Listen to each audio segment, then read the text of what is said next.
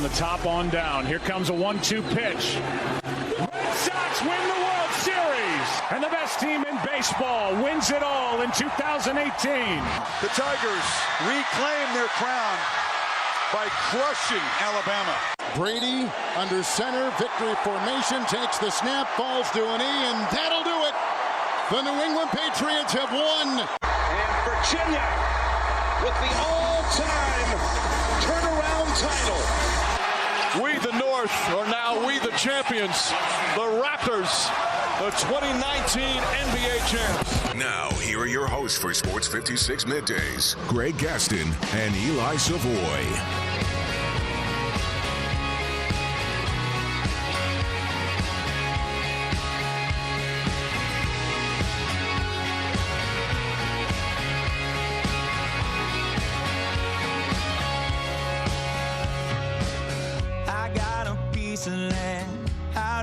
Countryside, lay back and smell the sun, warm up the Georgia pie. Feels so good to be taking it easy. Why would I ever leave? 'Cause I know I got some good. Good morning, everybody. Happy Friday to you. Welcome in to another edition of Sports 56 Middays, live from the Family Leisure Studios, where family and fun come together. Family Leisure, 2120 Whitten Road, just north of I-40. I am Greg Gaston alongside Eli Savoy and Austin Eldridge. This is the Friday, August 2nd, 2019 edition of the program, and of course delivered each and every day by our title and presenting sponsor, FedEx. FedEx can help provide global access for your business. Learn more at fedex.com/e-commerce. Coming up on this Friday edition of Sports 56 Middays, we will talk NFL. Last night, the preseason kicked off with the Hall of Fame game. Russell Baxter is in Canton, Ohio, getting ready for this weekend's enshrinement ceremonies. Russell Baxter, a frequent guest of ours from ProFootballGuru.com, will join us at 10:30. At 11 o'clock, Clayton Collier, a sports anchor reporter at local Memphis, will join us. He covered the Ole Miss Media Day yesterday. Well, Memphis Media Day was going on, and I ran over there after our show and had a chance to catch up with some guys and some coaches as well. But Clayton made his way down to Oxford, and some interesting comments made by one Jalen Jones of the Ole Miss Rebels about Memphis and their opening day opponent. We will talk to Clayton. He'll be in studio. We'll discuss that rivalry. Is it a rivalry? Memphis Ole Miss with Clayton Collier, 11 o'clock. And then at 12:30, we begin another season with our friend Barrett Sallee from CBS Sports and Sirius XM Radio, talking college football with Barrett at 12:30, including Mac Brown's comments yesterday that we'll discuss, I think, a little bit later on before we get to Barrett at 12:30, probably sometime in the first segment of the show. But Mac Brown with some interesting comments that are not outlandish. They're interesting, and it's something that we kind of discussed in the past on this show, kind of fell on deaf ears, but we will discuss that. Also on the program today, we got some baseball news, fallout from that Reds-Pirates brawl, and the Grizzlies are in the news, not with player personnel moves or coaching moves, but moves as far as some alternate uniforms and an alternate court that will be used. We will discuss that on the program as well. We have 10 in a row, the game show that has swept the nation, give you a chance to win a terrific prize package, and then we'll wrap up the week with one final thing. So how excited were you last night to pop on the TV and watch a little NFL football? Well, you didn't do it, did you? I did not pop on the TV to watch NFL football. Come on, Eli. I really wasn't that excited. How do you not pull the trigger? I know it's preseason. I know it's the Hall of Fame game. I know Joe Flacco wasn't playing for Denver. I know Matt Ryan wasn't playing for Atlanta, but it's football, and it's NFL football. Didn't watch a single second of it. I actually forgot it was on until I got on Twitter and somebody was tweeting about it. I watched which one? The Bachelorette or some crap like that? It was on another TV where I was watching Cubs Cardinals, but I did not watch. I did not pay any attention to it. Well, you know what? I will give you and Austin a pass. You're a huge Cubs fan. He's a huge Cardinals fan. It is a big series. I'll give you a pass. But spoiler alert, if the Cubs Cardinals wasn't on, still wasn't watching the football game. To me, to see players out there in NFL uniforms excites me. Look, to see college guys out there in college uniforms excites me. It fires me up. But NFL, knowing that it's just around the corner, and sure, it was the first preseason game and most of the starters did not play. I understand all that, but it's still football. It's still NFL football. I was excited to see it. Weird instance, weird circumstance, I should say, for Vic Fangio, the rookie head coach, not a rookie coach. He's been around the NFL for a long time, but he is a first-year head coach with Denver. And Vic Fangio spent most of the day in Cleveland, which is hop, skip, and a jump from Canton, where they played the game last night, in a Cleveland hospital trying to pass a kidney stone. According to reports, unable to pass it, but was still on the sideline for Denver last night. That could not have been a good feeling for Vic, trying to coach a team and trying to pass a kidney stone. Yeah, well, that may be a sign of things to come with Joe Flacco as the quarterback. They may have problems passing all year.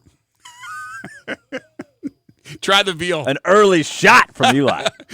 Tip your waitresses. I've never had any kidney stones or anything like that. I am glad. I can't imagine what that is like. I don't even want. That's something I hope that in my life I never have to experience because I've heard it's miserable. It just doesn't sound like fun. It is not fun. I dealt with one time, but I know people that really have gone through it multiple times, and it's extremely painful. So I feel for Fangio, not that feeling, but certainly understand his plight last night. Now the game itself, who cares? But Denver won 14-10. Like I said, no Joe Flacco, but we did see a lot of Locke from Missouri, and he struggled a bit. Went 7 of 11, but for only 34 yards. He completed some checkdowns, some safety valves in the flat, but as far as down the field, no go. 7 drives, no touchdowns, and Denver still ends up winning that football game. Did for you Atlanta. really No watch Matt a lot Ryan. of this game? I watched the first half.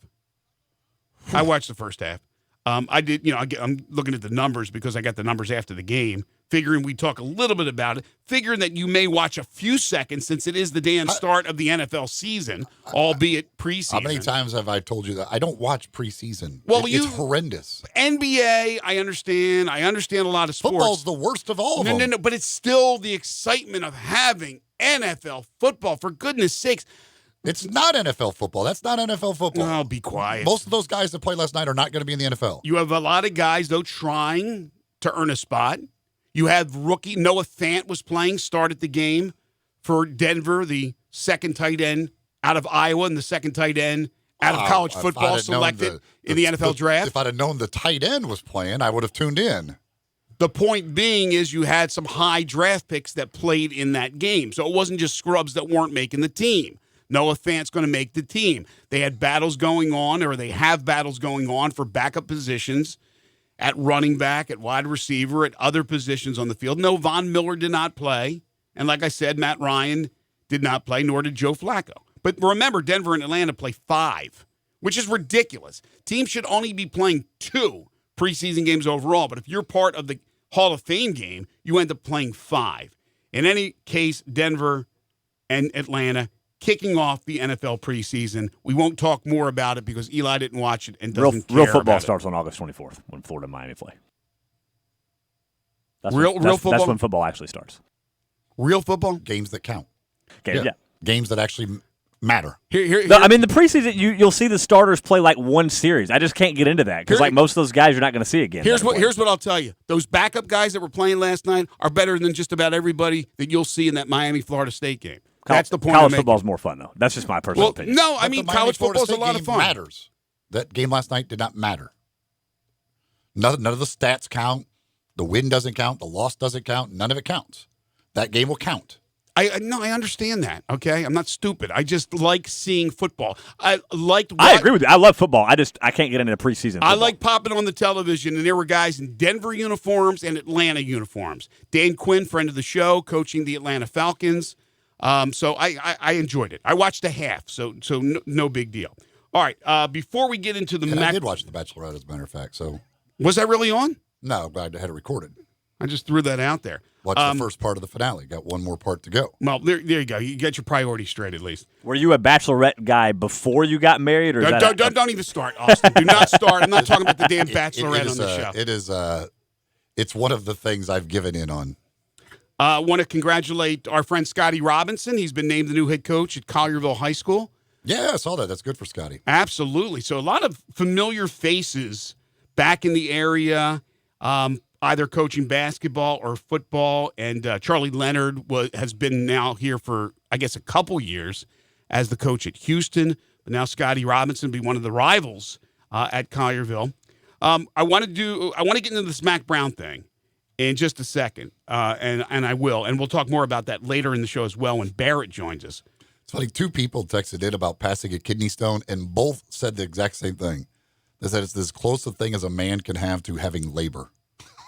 That's giving birth. That's so again, pretty good. As I've said, I hope I never have to deal with it because it just doesn't sound like fun. Yeah, that doesn't make me want it anymore. That's for sure.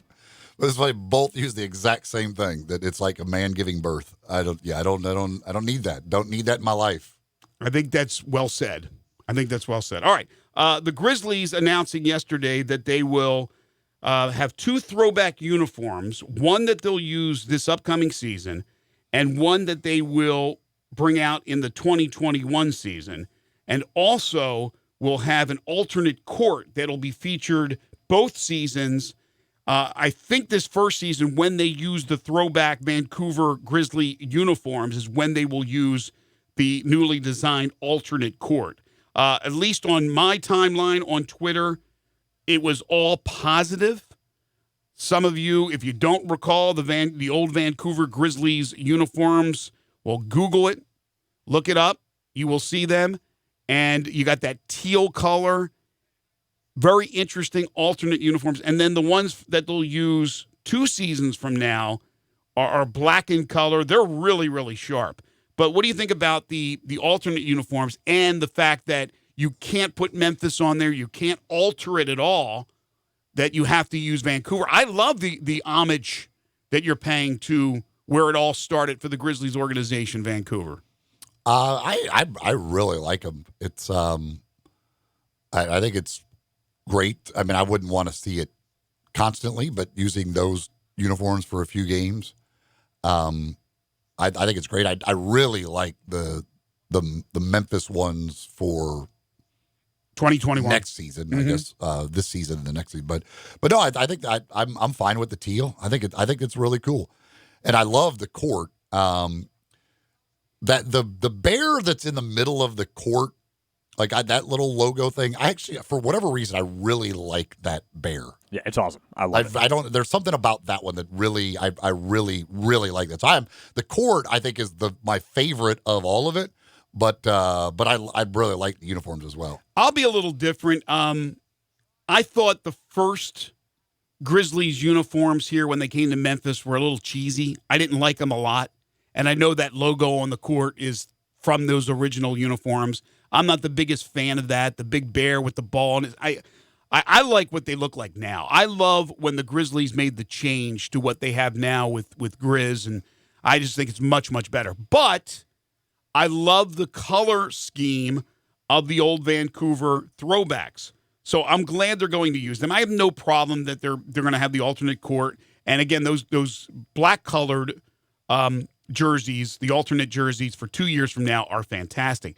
But let me mention to you exactly what because Eli and I both talked about teal. Well, the primary team colors are turquoise, bronze, red, and black.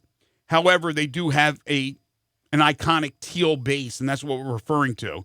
So it's a classic design. It'll keep the native Canadian Pacific Northwest pattern outlining the uniform. The original Grizzlies wood mark will be displayed across the chest, while the Grizzlies' first iconic bear logo, as we just talked about, sits on the leg of the shorts. It's the 25th season Vancouver Classic Edition uniform. So this is the 25th season of the Grizzlies' existence. They weren't in Vancouver long, but obviously that's where they started. So I love the fact that the Grizzlies organization, again, is paying tribute in this. I just hate they classic can't change traditional. them because I would love for those to be the permanent uniform. I love that look. It's my favorite. Those two jerseys are my two absolute favorite uniforms Grizzlies have ever worn. I couldn't do I wouldn't want the teal every game. But No, I mean the old white home ones were nice too that had the teal and red trim, so that would have worked too. But it's funny because when I was in Myrtle Beach, I found it funny because like every store down there you went into that, like if they sold jerseys, there's a lot of them down there because all tourist places, they sell jerseys. Every one of them that I went into was loaded with Sharif Abdur-Rahim and Mike Bibby teal Grizzlies jerseys. Really? Like you could, if you want to buy one of those jerseys, you want to buy a Sharif Abdur-Rahim or Mike Bibby teal jersey, go to Myrtle Beach. Tell you, every store is loaded with them. First guy I ever interviewed who had anything to do with the Grizzlies was former Grizzly player Sharif Abdur-Rahim, who came here when it was first announced that the Grizzlies were moving, and then, of course, the big trade. But Sharif Abdur-Rahim's the first guy I spoke to. So those throwbacks, when I see them every once in a while you'll see a big country, but they're really neat. And I understand where Austin's coming from because this seems to be more common than not. That we love the old stuff. We love the throwbacks. No matter vintage, what team, what league, what sport, we love the throwback stuff. But do we want to see the throwback stuff all the time? Well, if it's the powder blue Chargers, give it to me. But as far as this Vancouver Grizzlies throwback deal, and by the way, I have no issues that they're not allowed to change it from Vancouver to Memphis. It should be Vancouver. That's where it was. They're not using these things all the time. They're not wearing them all the time. So don't worry about the fact that it doesn't say Memphis across their chests. But I think all the time would become a little too, I don't want to say boring, but you just, I've seen it. It looks great. Oh, here it comes again in a month. Here it comes another. If it came every 4 games, then you're being like, you're watering it down. You're watering down this homage that you're paying to Vancouver and the tradition that was established there, which obviously has been altered over the years. And you have to remember, too, teams, merchandising, they're intelligent. That's why they always change uniforms and change colors and give alternate uniforms and do the traditional throwbacks because they will sell them. And they will make lots of money off it because people love apparel and they love memorabilia. The thing, too, with that bear logo, I like it a lot more on the court than on the uniform. I think it looks great on the court. On the uniform, not that big a fan of it. On the court, I just think that court, I think for that thing on the court, for whatever reason, to me, I love that. So I'm really excited about the court. Well, like I said, I like the color. I like the changes they made last year to the court, and I love this court too. So the court they've done well, very well with their court. Well, the changes they made last year to the court I thought are phenomenal. Again, I'm not a big fan of the original bear, and I'm more excited to see the color pattern, as I just talked about with turquoise and black and red and the teal that's involved. I like the color pattern more than the logo, but it'll be cool. It'll be cool to see that. It'll be neat to see a few people walking around in those vintage throwbacks. So I say kudos to the Grizzlies who continue to do really intelligent things marketing-wise. They really are a very good organization as far as knowing what may be something that will excite the crowd. And pretty much anything you do now that changes something is going to excite people because it's, for many of these young fans, they don't know anything about Vancouver and the Grizzlies, and they're going to read about it and they're going to look it up, but they weren't around when they were in Vancouver, and many of these Grizzlies fans weren't even born yet when they were in Vancouver. So it's really cool to look back at your history where it started in Vancouver, British Columbia. Still weren't born when they were in Vancouver. That's true. Jaren Jackson Jr. wasn't. I don't know if Ja was. I guess Ja wasn't, probably. Well, let's see. They're 19 years old, right? I guess, no, they would have been born the last year they were in Vancouver. They were 5 years in Vancouver? This is the 19th. That's why next year is the 20th. That's why next year is a big deal because it's the 20th year in Memphis. So I guess they would have been born, I guess, the last year they were in Vancouver. Yeah. So tells you about the youth of the team now all of a sudden. But yeah, a lot of the fans as well who have no idea about Vancouver. So I think that's really, really cool. Good job by the Grizzlies.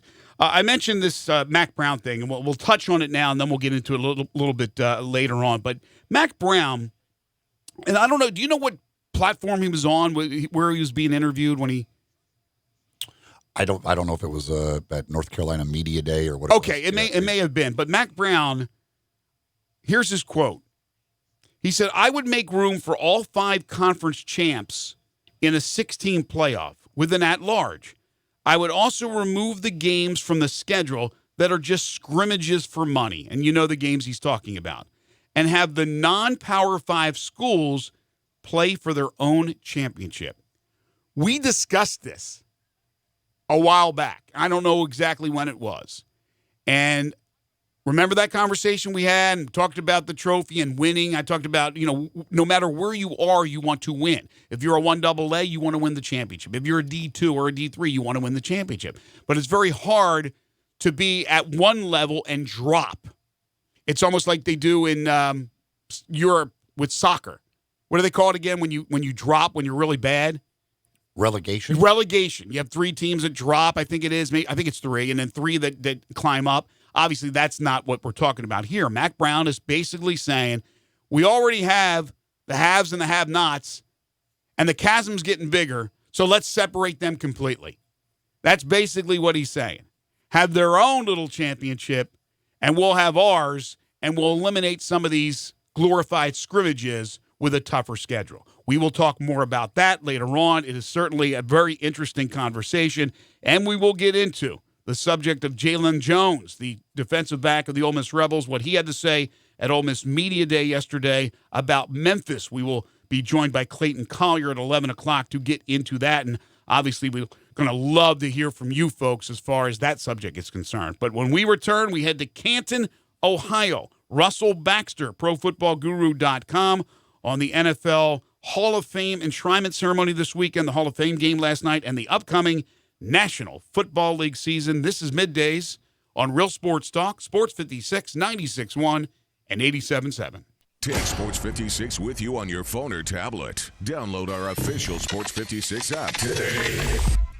If you've always thought, hey, I'd look pretty good in a Lexus, well, guess what? Lexus thinks so, too. Lexus is offering you the Golden Opportunity Sales Event. Great offers on all 2019 models and special lease options. Drive in luxury and confidence, knowing that every new Lexus comes with complimentary first and second maintenance services. Stop by Lexus of Memphis, 2600 Ridgeway, and put yourself in the driver's seat of an all-new 2019 flagship LS500. Hey, you look pretty good there. Lexus Golden Opportunity Sales Event at Lexus of Memphis. Experience amazing. Guys, waking up over and over to pee is not okay. But now, you can reduce those nighttime bathroom trips with the ingredients in Super Beta Prostate P3 Advanced. We're talking about less urges to pee at night, less bathroom trips during the day, and better bladder emptying. It's like taking 3 prostate supplements in one. You can try a full 30-day bottle of P3 Advanced, free. Just pay shipping and handling. No strings attached, no obligations, and no commitments to buy. This is a 30-day supply, absolutely free. Call 1-800-394-4915. Super Beta Prostate is the best-selling brand in major retailers like Walmart. But for this no-strings-attached free bottle, you must call now. Call 1-800-394-4915. Don't miss out on this unprecedented free offer. Call 1-800-394-4915. 1-800-394-4915. Got something you want to get off your chest? You better have a backup plan. Want to join the conversation? Someone needs to tell him he has to grow up. Join us on the First Bank phone lines at 360-8255 or the First Bank text line at 67129. You'll see the dedication in every single step. You'll see it in the smiles when smiles are hard to get. You'll see it in the little things that add up to success. The caring and passion are the things that we love best. Wolf Chase Limb Brace is your Mid-South provider for orthotics and prosthetics. They are an ABC-accredited facility, and their practitioners are ABC certified. At Wolf Chase Limb Brace, their services include artificial limbs, legs and arms, braces of all kinds, and custom molded inserts. You can call them today at 901-507-7821 for their location on Highway 64 in between Germantown Parkway and Appling Road, or visit them at their new location in Jackson, Tennessee. That number is 731-660-5900, or visit them on the web at wolfchaselimbandbrace.com. Wolf Chase Limb and Brace.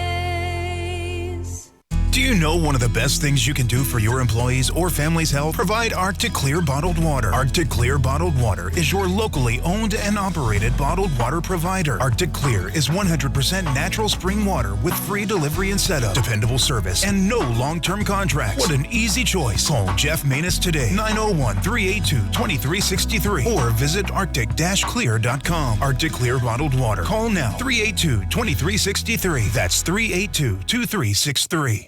Now, back to Sports 56 Middays delivered by FedEx. This hour is also brought to you by Davis Motor Home Mart. Here once again are Greg Gaston and Eli Savoy.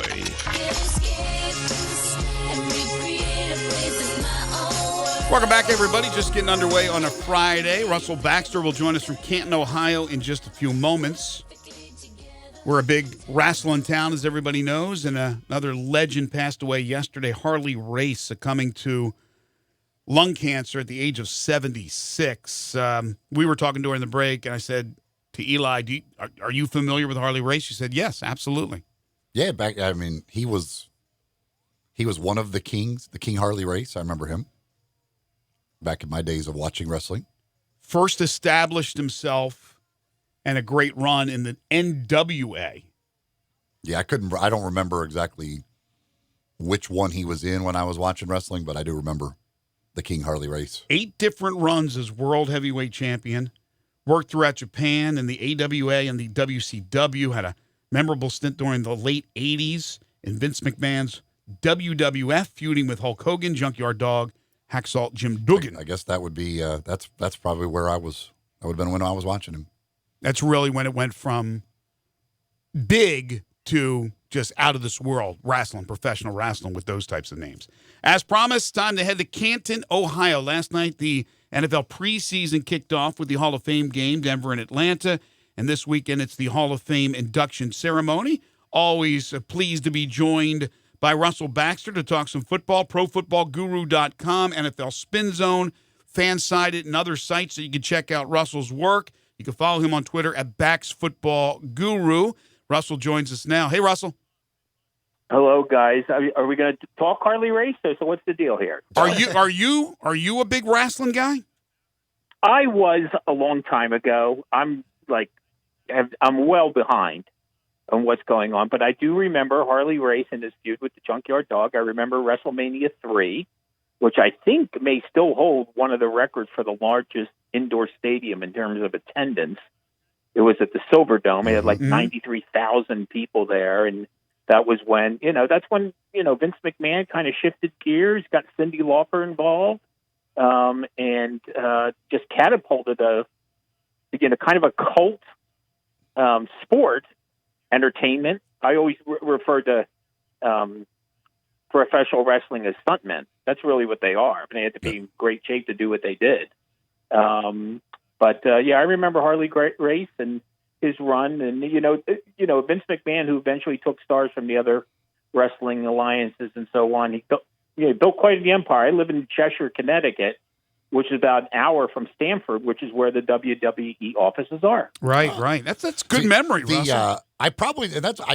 I didn't remember that his feud was with him, but Junkyard Dog was my favorite wrestler of all time, so that's probably why I even remember Harley Race more. I didn't realize I couldn't remember the feud they had, but yeah, Junkyard Dog was my guy. Well, I think Russell, he was the king, if I remember right, the King Harley Race, and the There's fabulous a lot of kings in wrestling. and Freddie Blassie and all that. Don't ask me how I remember all this stuff. That's how I have a career. No, look, I'm not the biggest wrestling fan, but I remember all that stuff. And, of course, around here, they don't let you forget it because it's so prominent in Memphis with our own king and Jerry Lawler. But I know you were driving. I can tell you, I remember being at ESPN, and there was at least once or two times the at that time it was the WWF. Right. The stars they did like a couple SportsCenter commercials. Yep. And I remember being in the newsroom when they were filming one day, and I had a long conversation with Tony Gurria, who was retired, but he was part of the staff. And I was telling somebody, one of my favorite memories is I was standing out in the lobby getting ready to go home, and I happened to have, my leftover lunch with me, and King Kong Bundy walked by and tried to take it from me. And you beat him up, right? I have no idea who he thought he was messing with. Okay? Exactly. But, a little guy just shoo him away. That was my potato salad. Okay. So, hey, did you? It seemed like just a good bunch of guys and so on. And again, 30 years ago, they really catapulted the thing. No, absolutely. Look, it's still huge. So I know yesterday you were traveling to Canton. Did you make it for the game last night? Yes, I was at the game, and obviously, I have the Broncos winning the Super Bowl and going undefeated, and the Falcons going 0-16, and in big trouble, and so on. So, the preseason, honestly, guys, the preseason's starting to mean less and less, and I mean that in a sense, and I'm not trying to denigrate people or anything like that, but just the way the NFL gets ready for a season now, more work gets done in the mini camps and the OTAs. Right. And in training camp, as you know, you're not allowed to be as physical in training camps as you used to. And, even the third preseason game, which was always called the dress rehearsal, the last couple of years, I'm seeing a lot of understudies. And too, heck, now, especially for those teams last night, I mean, if you have 5 preseason games, what could you possibly need to do in the first one? Bring a lot of back teams, I think, more than anything else. Listen, I go back to 14-game regular season, 6 preseason games. And if you were the defending Super Bowl champion, you played the college all-stars in a 7th. Mm-hmm. Think about that. Playing 21 games in 1/3 don't count. And that's why I'm a big proponent of an 18-game regular season, 2 preseason games that are played with a little more urgency, okay, where you get your starters in there for a half and so on. I mean, think about it. That 4th preseason game that gets played now, or the 5th for Atlanta and Denver, they really don't play anybody, okay? It's the final cut down. And, too many times these teams go into the season without any kind of surge or momentum or rhythm whatsoever. I think that's why the football is so incredibly hard to figure out the first 4 or 5 weeks of the season. It's really come down to that the preseason is training camp, and the first 4 games of the regular season are the preseason. Right. So I want to go 18 games. That extra 2 games would be a home and home with the team that you're slotted to play, depending on how you finish the previous year. So could you imagine a home and home with New England and Kansas City this year? Mm. But the players' union back then didn't have the power it has now, and that's why you played 6 in an all-star game with 7. Do you think it will change? Because it makes too much sense not to. I think it eventually changed. I will say this idea of 18 games, but you're only allowed to play 16, with all due respect, save your mulligans for the golf course. I agree. Yeah. There's no way that goes that makes no sense. It just doesn't make any sense. And by the way, the USFL played an 18-game season a long time ago. I believe the CFL plays an 18-game season. I don't know what their preseasons are like or were like and so on. There were guys who played in the USFL in 1985 and then played later in the NFL the same season. Now, I'm not saying that's the best thing in the world and so on, but if you expand the rosters, okay, and make some other changes, I just think the football would be better. I think the excitement level right now is already off the charts, but you see how teams get ready for a season, and then you're scratching your head wondering why. Well, New England's 1-2 and they're in the playoffs, and the Colts are 1-5 and they're in the playoffs, and Houston's 0-3 and they're in the playoffs. Okay, and then there's no rhythm a lot of times now because you kind of get ready for the season in kind of a disjointed way. Russell, where are we headed in this NFL versus the running backs war that looks like it's like the started. We got Le'Veon Bell from last year. Now it's Zeke Elliott. It's Melvin Gordon. Nobody wants to pay the running backs. Where is all this headed?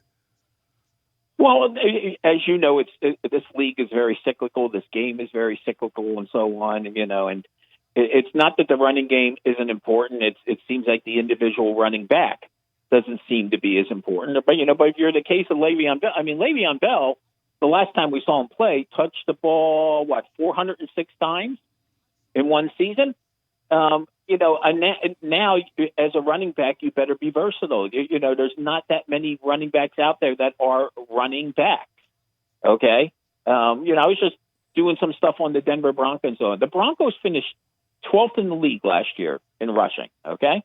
Philip Lindsay went to he's named to the Pro Bowl. He got hurt. He had over 1,000 yards. Royce Frean had over 500 yards. They averaged about 119 yards a game. Respectable, okay? But it's interesting to note that not one player on their team, either Lindsay or Freeman or anyone else, had at least 20 carries in any game.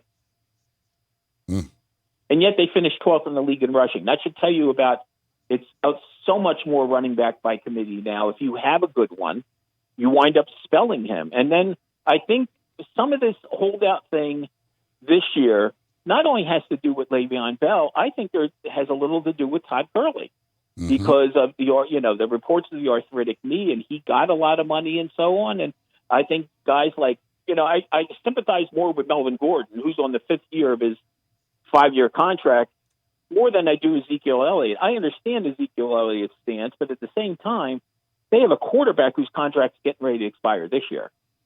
And what do you think they end up doing with the whole situation with Dak and Zeke and Amari Cooper? How do they figure it out in your mind? Well, I'm not sure, because you guys will remember a couple of years ago when the Cowboys were in a somewhat similar situation as far as unrestricted free agents with Des Bryant and DeMarco Murray. And they let DeMarco Murray walk, and they took care of Des Bryant. And, this is a little different because it incorporates a quarterback, a running back, and wide receiver, the quarterback being the key here and so on. It's sad, you almost get penalized for picking good players in the latter rounds. Right. And, Seattle was able to manage it with Russell Wilson for a while. But Russell Wilson's the highest paid player in the league after the new deal he signed. So it's a really, really slippery slope. And you really got to do. But, the Cowboys have always paid big money. They just shelled out a lot of money for DeMarcus Lawrence. I understand the Cowboys' situation as well. I don't think they have any choice as to let Ezekiel Elliott wait. I think Prescott has to be the priority. I'm not saying he's the better player, but the warranty is about to expire, guys. Yeah. What do you think of Dak Prescott? Because I am a Cowboys fan. And the idea of paying him $30 million a year, to me is outlandish. I think he is a bottom half, maybe even bottom third quarterback in the league. I just can't see paying him that much money. What do you think of Dak? I think he's a solid, unspectacular performer, but I also see the Cowboys' offense go into stale mode, and I saw it too many times, and that's even after Amari Cooper joined the team. At times they were humming, and at the same time, and I also couldn't understand. Listen, I know Travis Frederick wasn't there last year, and Tyron Smith was a little banged up, but correct me if I'm wrong. Dak Prescott hit the ground about 50 times. Sacked that much last year, which you wouldn't necessarily expect from a guy who can get out of the pocket. So it was almost hit or miss. The consistency is the problem I see with Prescott. I know the numbers, the winning record. Listen, he's not Sandy Koufax. Okay, this idea that the quarterback wins all the games. Maybe that works in Stratomatic or something like that. But that's not how this league is built, and it's not how the Cowboys are built. Since the Cowboys put emphasis on their offensive line has really been the key to what they've done. Their offensive line protected the defense for a couple of years. Now the defense has a lot of solid players. Mm-hmm. And, you can make the case that the defense is the strength of the team. So I like Prescott. I like what he brings in terms of a leadership role, but I just think there's occasional lapses on the play of his part. I'm not saying he turns over the ball a ton of times and so on. It's just the Cowboys' offense goes stale every once in a while. And, I think that makes them a little easier to defend. Final thing before we let you go, and I think if it works with your schedule, Russell, before the season starts, we'll get you on and have your predictions and your thoughts on what you think will happen during the season. We just don't have much time now. But I did want to get your thoughts on the reason you're in Canton, and that's the enshrinement class, as you're there all the time. Overall, just your thoughts on this class, the class of 2019. Well, I was talking. I had a lot of fun last night being at the game and so on. And I know I'm going to sound like a name dropper here, but I've had the privilege of working with John Clayton, and I know Howard Balzer and Joe Horrigan, who's getting the Jack Horrigan Award. A guy who's, I'm sure you've seen on NFL Films. Sure. And so on. He retired as of June 1st. So we were doing a lot of old school reminiscing and so on. I'm now officially old school, I guess. My first year in camp was 1989. But I was telling him an interesting factoid I dug up. And, I was quickly going through Pro Football Reference. And I noticed that there were 39 players, guys, that have totaled at least 50 interceptions. 4 of those players are going into the Hall of Fame this weekend. Johnny Robinson, Ed Reed, Ty Law, and Champ Bailey. Wow. I think that kind of speaks of the more modern day NFL. Tony Gonzalez is going in. It's almost almost like a passing game, except for the contributors, Pat Boland and Gil Brandt and so on. Mm-hmm. It's kind of a class that almost epitomizes the classing game. Kevin Mawai obviously going in as well. So it's really interesting to watch. The crowd, the families, which, tonight I'll be at the Gold Jacket dinner, which I'd rather go to that than just about anything, because they bring back a lot of the players, and the moment where the enshrinees inductor puts the jacket on that person is just something you have to see. It's just amazing. And it's a solid class. I think it epitomizes more the modern era, although Johnny Robinson obviously goes back to the old Chiefs. School, right? That, by the way, that Chiefs defense that won Super Bowl IV, he's the 6th starter from that Super Bowl IV defense to be in the Pro Football Hall of Fame. Willie Lanier, right? Curly Culp. Who else is on that team? Buck Buchanan. Emmett Thomas. Mm-hmm. We said Willie and Nick, Curly Culp. Yeah. Did we get all 6? No, I think we got 5. I think there's one missing, but man, I remember those teams. I was a kid, but I remember. Oh, Bobby Bell. Bobby Bell, absolutely. Yeah, Bobby Bell, ferocious. Who was ahead of his time as a defense. Bobby Bell was like Charles Haley plus before Charles Haley ever came into the league. He could play end. He could play linebacker. He could play right now, by the way. I see him every year. Him and Mel Blount never change. He is Russell Baxter, ProFootballGuru.com, NFL Spin Zone, and FanSided, other sites as well. You can follow him on Twitter at BaxFootballGuru. I'll be in touch, Russell, before the season starts. Love to get you back on with your predictions. That would be great. Thanks, guys. Take care. Enjoy your weekend in Canton. Russell Baxter joining us from Canton, Ohio. Folks, Hour 1 of Sports 56 Middays each and every day is brought to you by Davis Motor Home Mart. It's one of the top 10 Tiffin dealers in the entire United States, but it's not just the Tiffin motorhome they sell. They also sell Winnebagos and Coachmans, Pumas, and Highland Ridge motorhomes. But they have people that come from all over the country, that come from Canada to Memphis because of the deals they get at Davis Motorhome Mart and the selection, the variety, over 7.5 acres of beautiful travel trailers, motorhomes, fifth wheels and toy haulers, towable half tons, motorhomes from 27 feet up to 45 feet in length. You can visit them online at davismotorhome.com. You can call them at 901-332-3414. Family owned and operated. They're located at 1145 East Brooks Road in Memphis. If it's something you've been thinking about, maybe down the road a little bit, but you want to check them out and test drive and get behind the wheel of one of these beautiful motorhomes, see what they're all about, please stop by. And when you do, tell them you heard it here on Sports 56 Middays. Leave the stress at home, get away and travel to your favorite cities across this great country of ours at Davis Motorhome Mart. We'll take a break, come back with more Middays on Real Sports Talk, Sports 56, 96.1 and 87.7.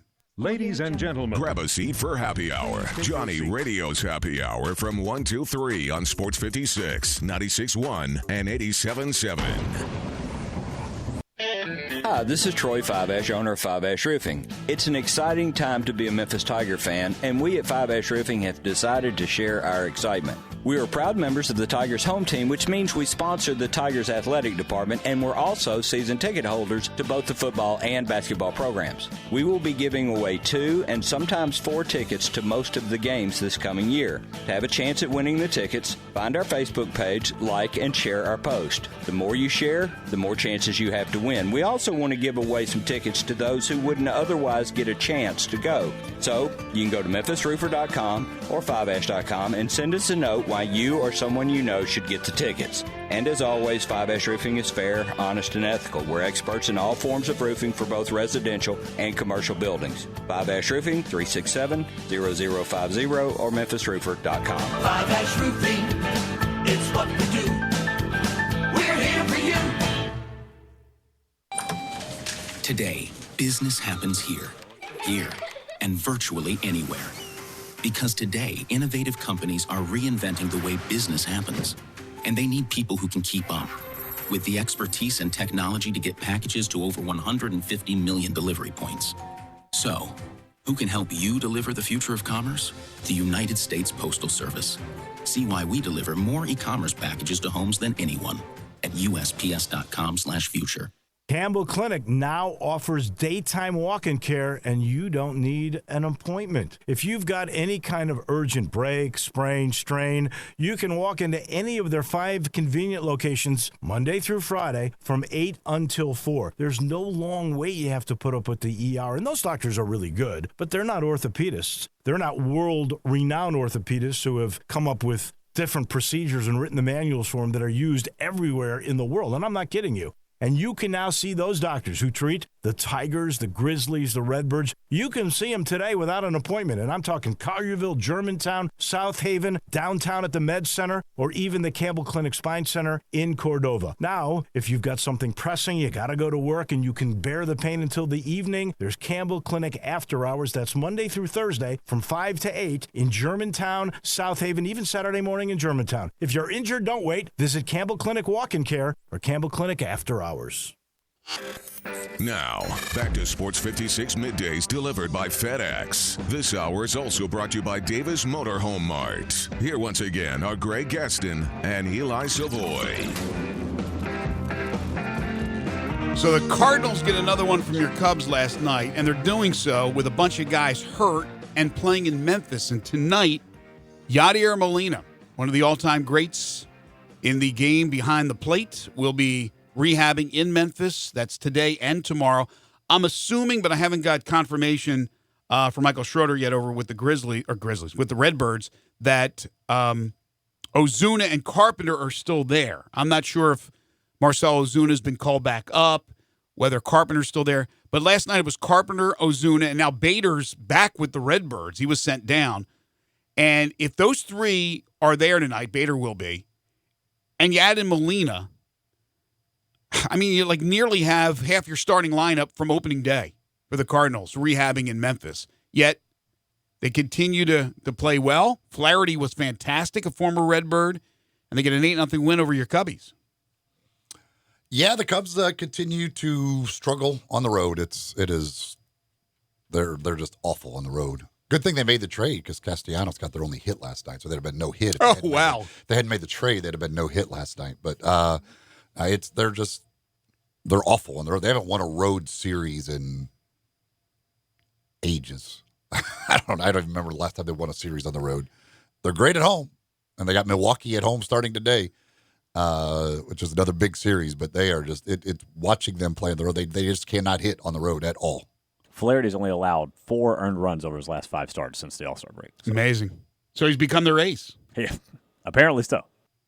To throw a one-hitter in this day and age is very, very rare. I mean, to really take advantage of your stuff to limit a team in the offense-crazy world we live in to one hit is pretty impressive. And the Cubs have some big bats in that lineup, so limiting them to one hit is, exactly, even on the road, is difficult to do. I mean, most teams have offensive capability with the exception of the Marlins. The crazy thing about the Cubs is very strange. Like if you go individually and just look at each guy's numbers, they're all having pretty good years. But collectively, but on the road, like they just don't score any runs. They're just bizarre. Like on the road, they don't score. Has Madden gotten away from his pajama trips and his themed? No, they still do all that. Okay, stuff. Yeah, I just want to make sure the camaraderie is still there. I think Bryant struck out 3 times last night too, so that was. Let me see if I can figure this out. I'm just trying to. No. But again, tonight, I mean, folks who are Cardinals fans out there, I mean, just like basically watching the Cardinals. If if those 3 guys are playing tonight, there's going to be a huge crowd. And again, I don't know about Ozuna and Carpenter because I haven't got word whether or not they've been recalled or one's moved to Springfield. But Carpenter has not been recalled to the Cardinals. I know that much because he hasn't hit well. I think Ozuna still has at least one game left in Memphis, but I have to double check. Yeah, Carpenter actually had a couple of hits last night. He did, because originally, like they were there on the other night double during the broadcast of the Cubs Cardinals game. That like he basically said like I need to stay down. Like when he was in Springfield, when he was 0 for he's like 0 for 21 or something like that. I think. And he said like. Obviously, they weren't in any rush, but he like even said like I need to stay down to get this figured out. So I don't know now that he's got a couple of hits. I don't know. Ozuna had the big night last night. He did have so a big night. Yeah, maybe he gets called up. I have no idea. But either way, yeah, Ozuna had a double, a home run last night. Carpenter had a double. But and Ozuna didn't get sitting down because he wasn't hitting. He got sitting down because he had a broken finger. Right, so if they feel like his finger's up to par, they may call him back up. Carpenter's a rehab assignment too. Yeah, I mean, they're both. Bader's the only one who was sent down. Yeah, but to have Molina, again, you're looking at a future Hall of Famer play in Memphis the next 2 days. A lot of people will go up to St. Louis, not just to watch Molina, but he's part of the show. He's going to be over at AutoZone Park tonight and tomorrow. The last time the Cubs won a road series was mid-May in Washington. Wow. That's unbelievable. There is news from college football. Came down yesterday. Bud Foster from Virginia Tech has announced he will retire at the end of this season, 33 years. As the Virginia Tech defensive coordinator. Pretty successful little run he had there. Let me tell you something. In this day and age, to be at any job for 3 decades plus, let alone be a coach at one place, it's unheard of. So good for Bud Foster, who, of course, is working with Justin Fuente. From the NBA, Clippers guard Landry Shamet, the former Wichita State Shocker, has withdrawn from USA Basketball Select Team Camp. He said he was appreciative of the opportunity. He's preparing for what could be a deep Clippers playoff run. Again, is it always the decision of the player, or does the team sometimes make that decision? I'm wondering because it seems like all the Clippers are they're all on the same page. Montrezl Harrell but said thanks but no thanks yesterday. Who else was it with Harrell yesterday? There were a few more. Just every day there's a player or two that's stepping down from playing this summer, basically, which is the precursor for the Olympics, which is next year in Japan. At that time, though, you'll see a lot of the big names, the bigger names who have already said they're not going to play this summer, jump back into the fray, and they will be part of Team USA. There's no question about that. Getting closer and closer to getting that call. All right. So when we come back, for the second hour of the program, we'll be joined by Clayton Collier from Local 24 and 30 in Memphis. Does a great job, sports anchor reporter. But he was down in Oxford at the Ole Miss Media Day yesterday while Memphis was having their Media Day. And we'll get his thoughts on Ole Miss and Memphis, the game that'll be taking place to kick off the season. And is it a rivalry? Is it not a rivalry? Well, Ole Miss defensive back Jalen Jones yesterday during his interview, called Memphis Ole Miss's little brother and doesn't consider it a rivalry game. Now, I don't think his consideration of this not being a rivalry game is going to ruffle feathers, but the little brother comment certainly will. Not that any of these teams need any motivation, any extra motivation. This is a big regional game to kick off the season. It's not a conference game, so that's understandable. You still can have rivals that are not in the same conference. It's not unprecedented. But the whole term little brother, that's all you hear and have heard over the years about Tennessee and their relationship with Memphis. And now you have Ole Miss calling Memphis the little brother, at least one player. But I wonder if that's the mindset down in Oxford. So that certainly ruffled some feathers. There was a lot of people that reacted, and we certainly are going to love to hear from you on the First Bank text line at 67129. You can also message us at Sports56WHBQ on Facebook, Periscope, Twitch, Instagram, YouTube, and Twitter. There's probably Ole Miss fans out there that think that's true, and Memphis fans that say, hell no. We'll talk to Clayton about that when we return, hour number 2. We'll also get back into the whole Mac Brown his take on the future of college football, where there's already a chasm between the Power Five and the Group of Five, and he wants it even more. Talking about having a separate playoff and championship for the non-Power 5 schools. More on that topic. Barrett Salee will join us to discuss that at 12:30. We got 10 in a row, the game show that has swept the nation. It's all coming up as we continue on Middays, right here on Real Sports Talk, Sports 56, 96.1 and 87.7.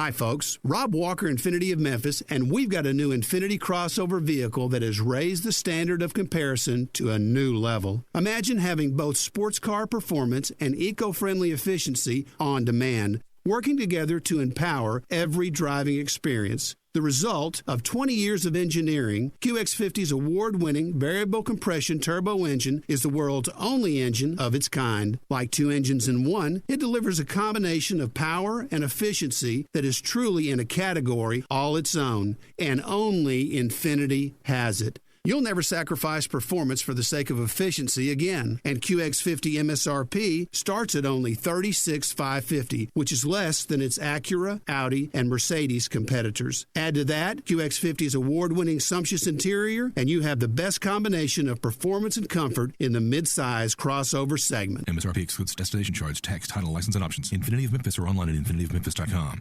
Put the Case IH legacy of power and efficiency to work in your hay fields and feedlot. Mid-South Ag Equipment has tough Case IH farm-all tractors that can handle a variety of chores fast. With their expert blend of engine and hydraulic power, farm-all tractors can easily tackle loading and material handling chores, as well as mowing and baling. Models range from 65 to 90 horsepower, so you're sure to find one that's perfectly powered for the jobs you do. Stop in or call 662-890-3141 to learn more. That's Mid-South Ag Equipment, your Case IH headquarters.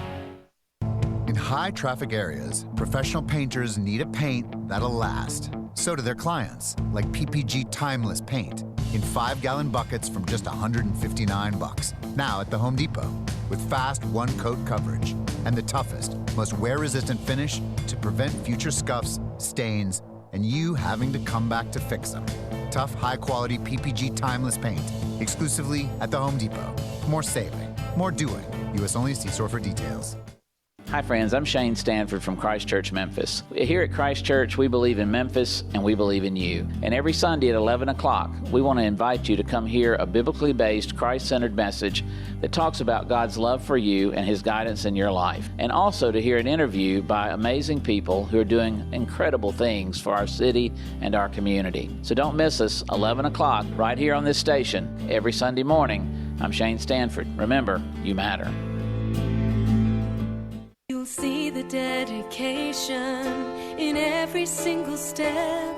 You'll see it in the smiles when smiles are hard to get. You'll see it in the little things that add up to success. The caring and passion are the things that we love best. Wolf Chase Lemon Brace is your Mid-South provider for orthotics and prosthetics. They are an ABC-accredited facility, and their practitioners are ABC certified. At Wolf Chase Lemon Brace, their services include artificial limbs, legs and arms, braces of all kinds, and custom molded inserts. You can call them today at 901-507-7821 for their location on Highway 64 in between Germantown Parkway and Appling Road, or visit them at their new location in Jackson, Tennessee. That number is 731-660-5900, or visit them on the web at wolfchaselemonbrace.com. Dedicated our life to yours. Wolf Chase Limb and Brace. Got something you want to get off your chest? You better have a backup plan. Want to join the conversation? Someone needs to tell him he has to grow up. Join us on the First Bank phone lines at 360-8255 or the First Bank text line at 67129. We are Sports 56 WHBQ Memphis, WIVG-FM Tunica Memphis, and WPG-FLP Memphis. Flynn Broadcasting Stations.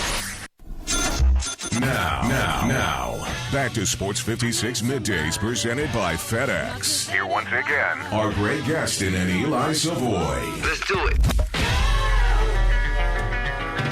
When I was younger, so much younger than today. We welcome you back to Sports 56 Middays, 11 o'clock on this Friday, August 2nd, 2019. Greg Gaston, Eli Savoy, Austin Eldridge in the Family Leisure Studios, where family and fun come together. Family Leisure, 2120 Whitten Road, just north of I-40. And Sports 56 Middays is delivered each and every day by our title and presenting sponsor, FedEx. Visit FedEx.com/e-commerce to see how to turn browsers into buyers. Learn how FedEx can help you take your business to the next level. It was Media Day yesterday for the University of Memphis. It was also Media Day for Ole Miss.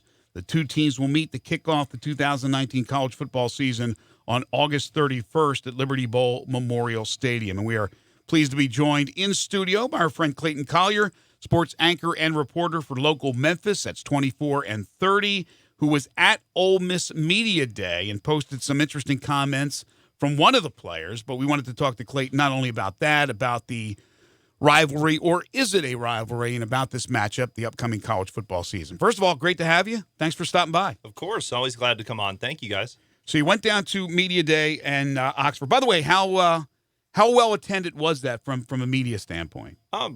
Seemed fine. I mean, it wasn't overwhelming, but, probably 2 or 3 rows deep, I'd say, in that auditorium, about 3 cameras up top. So not terribly busy, but not, barren or anything. Right. And of course, you got a team, hopefully, for Ole Miss fans on the rise, going in a different direction than they unfortunately have been over the last few years. But so you had a chance to do a bunch of interviews, but the one that really stood out was the one you posted. You posted a clip from your interview with defensive back Jalen Jones.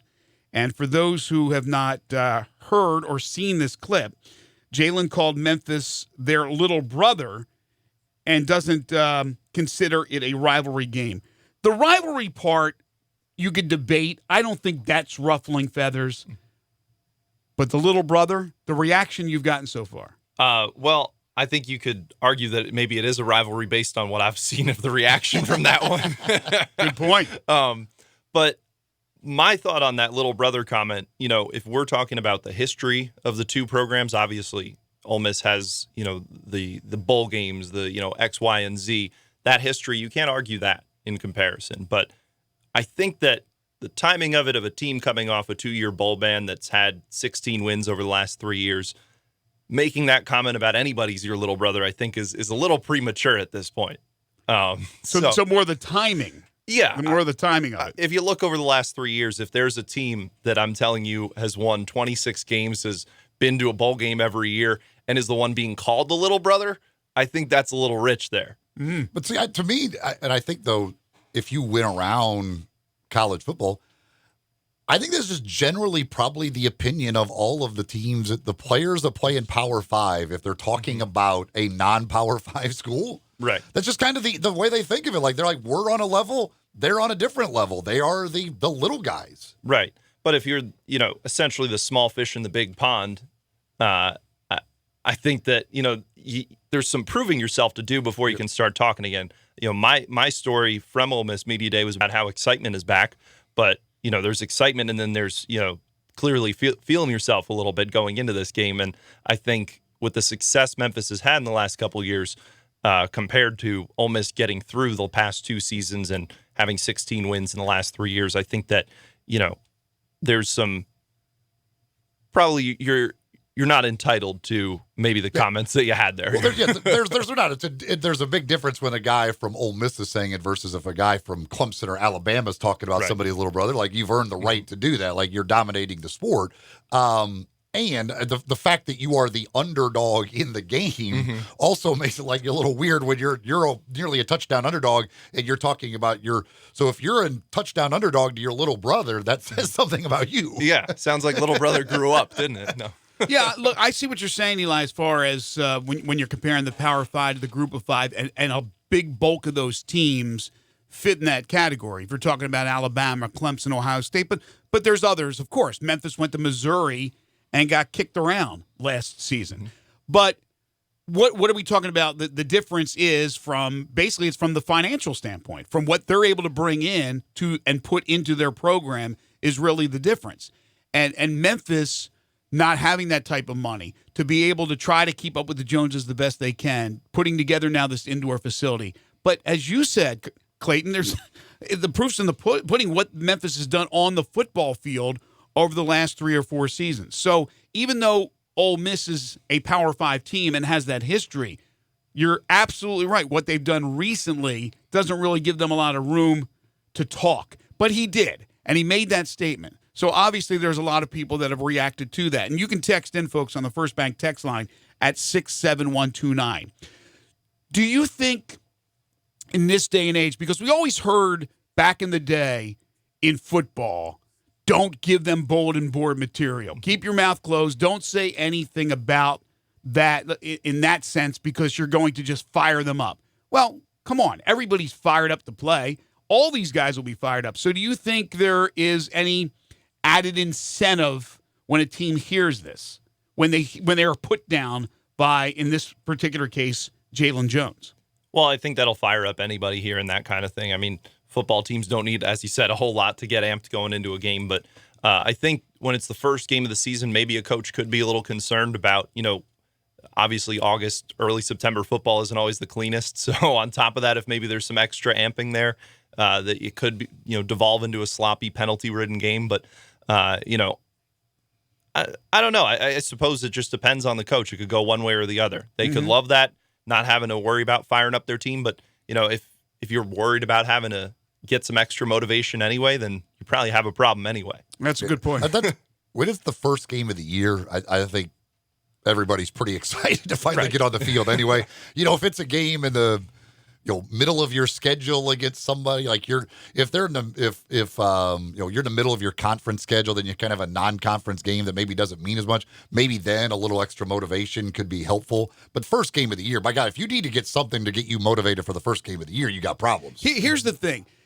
They don't want to hear it from somebody with Ole Miss. But I can guarantee you that over the years when Memphis has played Ole Miss, that's been a battle cry from their coaching staff to their players.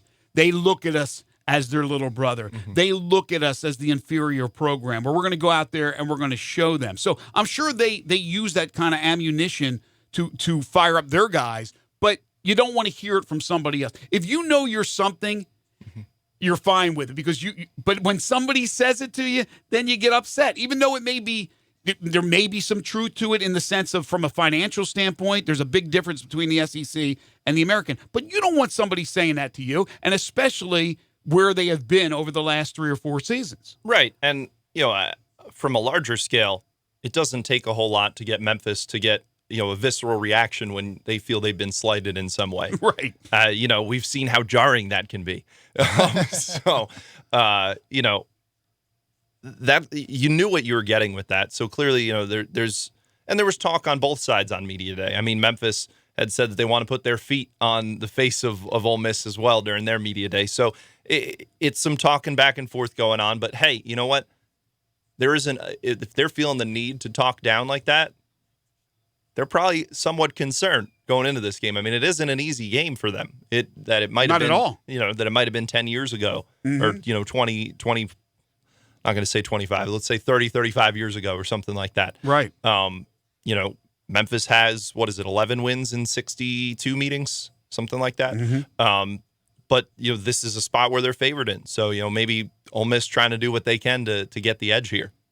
Do you think it – go ahead, Eli. Well, there's obvious Memphis fan texted in, 67129, says, I was there in 2015 when – little brother whipped that ass in the Liberty Bowl. Watched him cry and cuss all the way to I-55 southbound. Can't count how many middle fingers and hissy fits were thrown that day. I guess he forgot about the 2016 20-point beatdown. So, well, see, I mean that's the thing. Like, yes, I mean Memphis is much better now, but in the history of the program, I mean it is still clearly, overwhelmingly one-sided to Ole Miss. But even recently, they've won 7 of the last 8. Like, Memphis just doesn't beat them very often. But the battles you do win, you're going to remember those. You're going to brag about those. You do kind of forget about other things, like Austin said, 2016, because 2016 was so memorable. To me, in a lot of ways, that furthers the point of you're the little brother. Because when you are your little brother, the one time you beat your big brother, even if he beats you 60 other times, you keep talking about the time you beat him. And because that's what you're supposed to do. So if Memphis is going to continue to talk about the one time you beat him or whatever, that makes you look more like the little brother. But Memphis Ole Miss now, forget about the past. Memphis Ole Miss right now, where Ole Miss is, the state they're in, trying to get out of it, and Memphis where they're at right now. What makes them the little brother? Is it because from a personnel standpoint, from a team depth standpoint, right now they're a lot closer than you think. Now, if Ole Miss gets their act together, which you think they will, and they start bringing in the 4 stars and others that they've done in the past and do it the right way, then there could be a big disparity, although Memphis has improved so much in the recruiting. The difference between Big Brother and Little Brother is strictly where they are, what conference they're in, and what they're bringing in financially to put into the football program. That's all it is. It's an economic thing.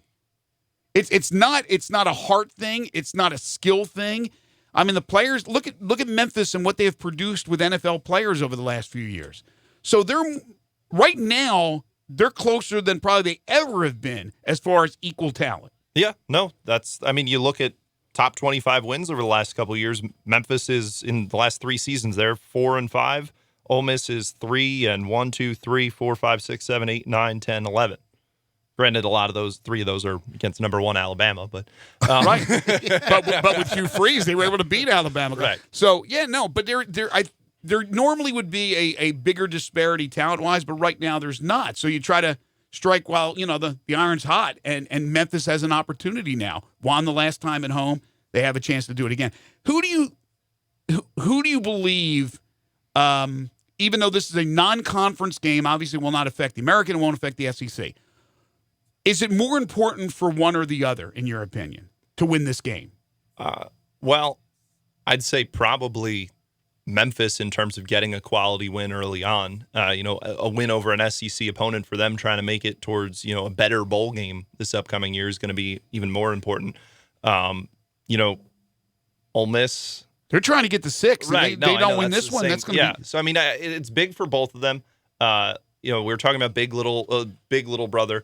In the past, I think that, as we said, was pretty clearly one-sided. Now it's the waters are a little muddy right now. So I think it all is creating probably one of the better rivalry games on paper going into it that, we'll see between Memphis and Ole Miss. And it, as a season opener, it usually doesn't, the stakes don't get that high. But that's also why we're doing a 2-hour pregame show on ABC 24 beginning at 9 a.m. Right, and I think fans would love every season to start off like this. I'm not real sure about Ole Miss fans. Austin, maybe you can dive in on this, but I think Memphis fans would love to be able to play an Ole Miss or a team of that ilk to open up the season. I'm not so sure about Mike Norvell all the time or any of the Memphis coaches in the past, but would Ole Miss fans, do you think, because it's a regional game, would they like to play Memphis to open up the season, or do you think they would rather have them off their schedule? In the sense of the regional game, being able to go to the game, I think they're cool with it. I personally would rather Ole Miss play all Power 5 opponents. That's how I feel. Even though they couldn't beat them right now, I want them to play Power 5 opponents. But as far as a regional out-of-conference game, I think Memphis is a good one because it's not a little kind of cupcake school. Memphis isn't a cupcake team. It's a good quality opponent. So if you're not going to schedule another Power 5 team, then I like the Memphis game because you can go to that game easily if you live in this area. That's the thing. It's an hour-long trip, basically. You're a little over an hour and even if you're, Jackson, Mississippi, it's still a pretty drivable game for their fans, which that's why I always like this game because wherever it is, it's an easy road trip for those fans on the road. But can there be a rivalry? I already talked about this earlier. There's no question there can be a rivalry even if you're not in the same conference. That it's not like an unprecedented thing. But this is a debate that we've had a lot of times on the show. If it's one-sided, can it still be a rivalry? Is it still a rivalry? And with that said, folks, what do you think? Is Memphis Ole Miss a rivalry? I think so because it's just a matter of, I think, a level of hating each other. Mm-hmm. And you have that there. And a lot of that has to do with the proximity. Right. There's whenever you're close geographically, it births a rivalry. You have to look. Grew up a huge Mets fan. How many times did the Mets beat the Phillies out? The Phillies were beating the Mets quite often, and that was still a bitter rivalry. The Yankees beat the Mets more often than not. That was still a huge rivalry. Not just to have the baseball comparison. There's plenty of one-sided rivalries where they still hate each other. They still get up for those games. For me though, when you're Ole Miss and you're playing LSU and you're playing Mississippi State and you're playing Alabama and all these teams, like Memphis isn't a rival for those. Like for those players, they're not going to look at Memphis as a rivalry. What about like the SEC what about the West? They're playing, and like, right. who do they care? Why would they care about Memphis? No, there's no question. There's no question. They have absolute big time rivals in their conference and specifically in their division. But for fans of Ole Miss, where many of them hail from this region, do they consider it somewhat of a rivalry with Memphis? Memphis may consider it more of a rivalry, and I can understand that. But I would have to think to some degree they look at it as at least a regional rivalry. Yeah. It is a regional rivalry to some extent. Right. For sure. I mean, I don't consider it a big rivalry because Mississippi State and LSU are our rivals. No doubt. And I think Memphis probably considers it but a Memphis bigger. is certainly a regional rival in the sense of Memphis has gotten better over the last few years, and we play them quite often. So it's a game we got to win. It's gotten closer. I mean, that's the thing. It is now Memphis having won some recently has made it more. When it used to be that they literally never won, before the D'Angelo years. But certainly from Memphis's perspective, because in their conference, there just isn't much rivalry there. They're just who's the rivals in the conference for Memphis right now. So they look at it as these regional teams for their fans, that's much more, that's better for them. But from the Ole Miss side, they're like, so what? I mean, we're maybe based on regionally, it becomes a little bit of a rivalry. As he's like what Jalen Jones said at first, he said it's a little bit of a rival, although they said I wouldn't really call it that, because from those players, especially if you're not from this area, if you're a guy coming to Ole Miss from Texas, you're like, why would Memphis be our rival? Right. What does Memphis matter when we're playing LSU and all these SEC teams? Well, that again would be the geographical situation, being close to Memphis. Somebody texted and said, I'm a huge Memphis fan, but I would take Ole Miss plus the 6.5. As a Memphis fan, this is a different texter. As a Memphis fan, it's big, but every one of our conference games is much bigger. There's no question about it. But I can guarantee you this. The losing team, that fan base, is going to have a problem with losing that game. Mm-hmm.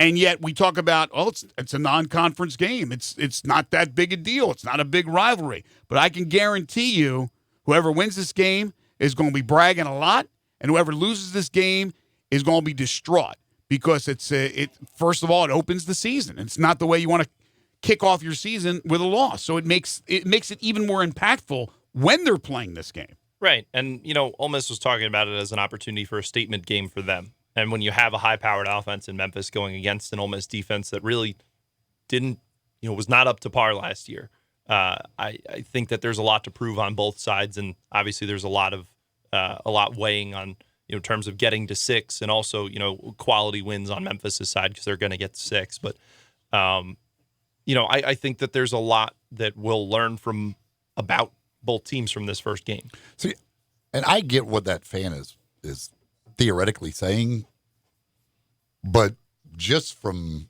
fans I've been around, I would guess that the overwhelming majority of Memphis fans would care much more about beating Ole Miss than Tulsa or Tulane or SMU or any of them. I agree. I think UCF is now the only team in the conference they would rather beat than Ole Miss. Well, I think it's easy just to say, well, we don't care about this game because it's not a conference game in the general thought of winning a conference championship. Yes, I understand that, but I think you're right. I mean, the bragging rights of beating Ole Miss for Memphis is huge. So I would look at only UCF, maybe Cincinnati, because Cincinnati's becoming, again, a very promising football team, which they once were, and then they hit the skids for a little bit. If you're talking in terms of smack talk, I've never seen Memphis fans talk more smack about a team other than, they don't talk smack about Tulane and USF. They talk a ton of smack about Ole Miss. Exactly, because a lot of the people that are Ole Miss fans live here in Memphis, and they went to school together with guys that went there and gals that went to Memphis. So it's that geographically, it makes a lot of sense. But I still think you always want to beat Cincinnati in every sport. I think that's big. And UCF becoming the power in the conference that they are, and somewhat nationally, is extremely important because they're the best. They've been the best, and Memphis hasn't been able to beat them. Right, and I think UCF Memphis is one of the one of, if not the only rivalry you really have in that conference right now that's developed because of just how close those games have played. Right. That's one that is developed. You're right.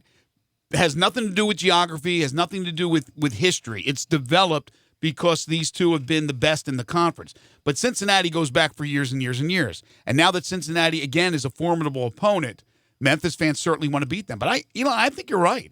I know the plight of the fan talking about winning the conference, and that's what you want to do first and foremost. But beating an Ole Miss, or if Tennessee is on your schedule, beating a Tennessee is huge. They love to have those bragging rights. I mean, they haven't stopped talking about when was it? When did they beat Peyton? 97? 96. 96? I mean, that was I was here. It was an amazing moment. So you're never going to live those moments down. So I don't hear people reminiscing about the Tulsa wins from 5 years ago. Exactly. I mean, that's and they text back in and say I really want to host a conference championship game. I get that, but I just would say there may be other fans that believe that, but I think the majority of fans right now care more about beating Ole Miss than they do Tulsa or anybody in the conference other than UCF. Let me ask you this: would there be more paying fans that would attend Memphis Ole Miss? Now, I'm not talking about Ole Miss fans that'll come to the game. Would there be more Memphis fans buying a ticket to watch them play Ole Miss, and let's say if Tennessee was on the schedule, than there would be for a conference championship game? I don't know. How close would that be? I think it'd be decently close, but I would still give the edge to the conference championship, I think, with what's on the line at that point. Eli, do you disagree? I wouldn't. You're not going to get 62,000 people. They're going to fill that stadium to watch a conference championship game. I don't think so. I think you get a lot more than you normally would. But I would we're talking about strictly Memphis fans. I think you're getting more Memphis fans in there maybe for a conference championship. What do you think, Eli? I think it would be pretty close. I think I don't know. That would be tough. I think it'd be very close. Yeah. But it kind of depends. I think turnstile or paid attendance. No. If you're talking about like this Ole Miss team or Tennessee, what it is right now, I would probably lean towards the conference championship game. Mm-hmm. But if you took an Ole Miss team that was maybe ranked or a Tennessee team that was ranked, I would say the Ole Miss or Tennessee. Yeah. Has Memphis ever won a conference championship in football? They haven't won the American, right? No, they haven't won. I mean, maybe back in the day, I don't know but they haven't won anything in. I would say even a ranked Ole Miss team, I think if they won a conference championship, like they've never done that before, that would be huge for them. So I still feel like that might be bigger. Memphis haven't they shared? They didn't have a championship game in the old Conference USA, right? Or did they? No, they didn't. Right? Didn't they share? Or am I mistaken? So I'm trying to. My memory's shot now, but I don't know if they didn't have an equal. Maybe they lost a tiebreaker. They lost to that one team. They had the same record. I don't know. I'm trying to remember back in the day with D'Angelo, but they didn't have a conference championship game. So it is a lot different when you have the conference championship game. But even with that said, I mean, you're not getting 60,000 people that are coming. You're going to get a nice crowd, and there's going to be a lot of importance put on that by the fan base. There's no question about it. But here's the thing. What's the ultimate reward from winning other than the bragging rights of winning that championship? If you get that New Year's 6 spot as a conference champion and you're playing in, let's say, the Cotton Bowl, well, and you know that's on the line, that conference championship game, well, you're a lot more fired up than you are knowing that, where you're going to end up as conference champion, back in Birmingham or something like that. So I think the reward for winning that is also important. What do you get out of winning that championship game? But look, to get the New Year's 6 game, you got to beat Ole Miss. You can't have a blemish right off the bat, and maybe not a blemish at all. But as far as the conference is concerned, obviously it does not make a difference to either them or to Ole Miss as far as it not being a conference game. But I still think it's an extremely important game. Yeah, somebody texted and said we did share the AAC title. Yeah, I think they had 14 under Fuente. Yeah, that's right, because they didn't have the championship game yet at that point. Yeah, I knew they didn't play any or won a conference championship game because they've been beaten by UCF Billy the last J. couple Murphy of times. had won some in the late 60s. Spook! Yeah. All right, so before we let you go, what do you think of the game? And I know we'll be talking a lot about it. Obviously, the game will be on your station. You have the pregame, which you guys do an amazing job in all local sports coverage. But have you given much thought to the actual matchup? You had a chance to talk to a bunch of the Ole Miss guys, and have spoken to a bunch of the Memphis guys. What do you think? Well, I think there's a lot of youth on the Ole Miss side, obviously, and obviously starting there with Matt Corral. But I'm interested to see what this Ole Miss defense is going to do going up against Memphis. I mean, Mike Norvell's made a powerhouse offense that ranks, in statistically a bunch of guys, all, across the board, it's top 5, in just about every stat in the last couple of years, offensively speaking. So I'm curious how the Rebels are going to go up against this. They didn't show up really defensively last year. They ended with 5 straight losses. I'm curious now that bowl ban's off, fresh season. How do they show up? Memphis is obviously hungry because this is an opportunity for them to get an SEC win and a regional rival. Maybe if Ole Miss doesn't think so, but I'm interested to see how it goes. And then also with Patrick Taylor, coming in as that RB1 this year, how that's gonna fold. How this offense is gonna look this year when you don't have basically 3 near All-American quality running backs, sitting there. And also, which I think most people know, you have a number of different coordinators now in this game that will be coaching. So we'll see how much of a difference does it make. Adam Fuller's defense with Memphis, Mike McIntyre's defense with Ole Miss, and then the offense, of course, with Rich Rod. You're getting some guys that have been proven winners in their past. They've had their struggles too, but guys that are pretty big names that are coming in to coach and try to help resurrect Ole Miss and certainly have filled some roles with Memphis and Mike Norvell's staff. So a lot of changes there. Mm-hmm. Absolutely. Clayton, somebody did want to ask if you have the power to get 24 and 30 back on DirecTV. I do not have that. He thought about it, though. He was like, well, maybe I do. Maybe I got some power. No power. No, and no news right now. So just hang in there, folks. Yeah. Hang in there. But look, it's going to be a fun game. And again, you guys will be out there early. It's 11 o'clock kick. So you'll be with the pregame. What time? 9 a.m. coverage begins. 9 a.m. So out and early. I'll be out there in Tiger Lane, and we'll be out there in Ole Miss camp as well, getting live updates of how the fans are all getting nice and ready for the game as well. Fantastic. Yeah. Clayton, of course, Doc and Jessica and KB and all the gang do a great job over at Local Memphis. And they can follow you on Twitter at Local24 Clayton. Local24 Clayton. Clayton, thanks for stopping by. Really appreciate it. Of course. Thank you for having me, guys. Clayton Collier joining us here on the program. We'll take a break, come back with more Middays on Real Sports Talk, Sports 56, 96.1 and 87.7. Search Sports 56 on Facebook and give us a like. And follow us on Twitter at Sports 56 WHBQ. Today, business happens here, and virtually anywhere. Because today, innovative companies are reinventing the way business happens. And they need people who can keep up. With the expertise and technology to get packages to over 150 million delivery points. So, who can help you deliver the future of commerce? The United States Postal Service. See why we deliver more e-commerce packages to homes than anyone at USPS.com/future. If you've always thought, hey, I'd look pretty good in Lexus, well, guess what? Lexus thinks so, too. Lexus is offering you the Golden Opportunity Sales Event. Great offers on all 2019 models and special lease options. Drive in luxury and confidence, knowing that every new Lexus comes with complimentary first and second maintenance services. Stop by Lexus of Memphis, 2600 Ridgeway, and put yourself in the driver's seat of an all-new 2019 flagship LS500. Hey, you look pretty good there. Lexus Golden Opportunity Sales Event at Lexus of Memphis. Experience amazing. Frontier Western Store's world-famous boot showroom is waiting for you. With aisles and aisles of boots in one easy spot, you will find your next favorite pair at Frontier. Everyone loves Ariat boots, and Frontier has over 1,000 pair in that brand alone. Come grab a pair of rugged work boots like the Workhog, or discover an everyday classic in Ariat's Rambler. Tons of other brands as well: Rocky, Dan Post, Red Wing, Durango, Justin, Twisted X, and many more. Frontier constantly restocks and refreshes their lineup of boots, so you're certain to walk out of the store happy in your new comfortable footwear. They have a wide assortment of sizes available for men, women, and children. Work, dress, or play, Frontier's knowledgeable staff will cheerfully help you find the perfect fit. It's boots galore at Frontier Western Store, 5880 Goodman Road, Olive Branch, or on the web at frontierwesternstore.com. Family owned and operated, you know it, since 1967.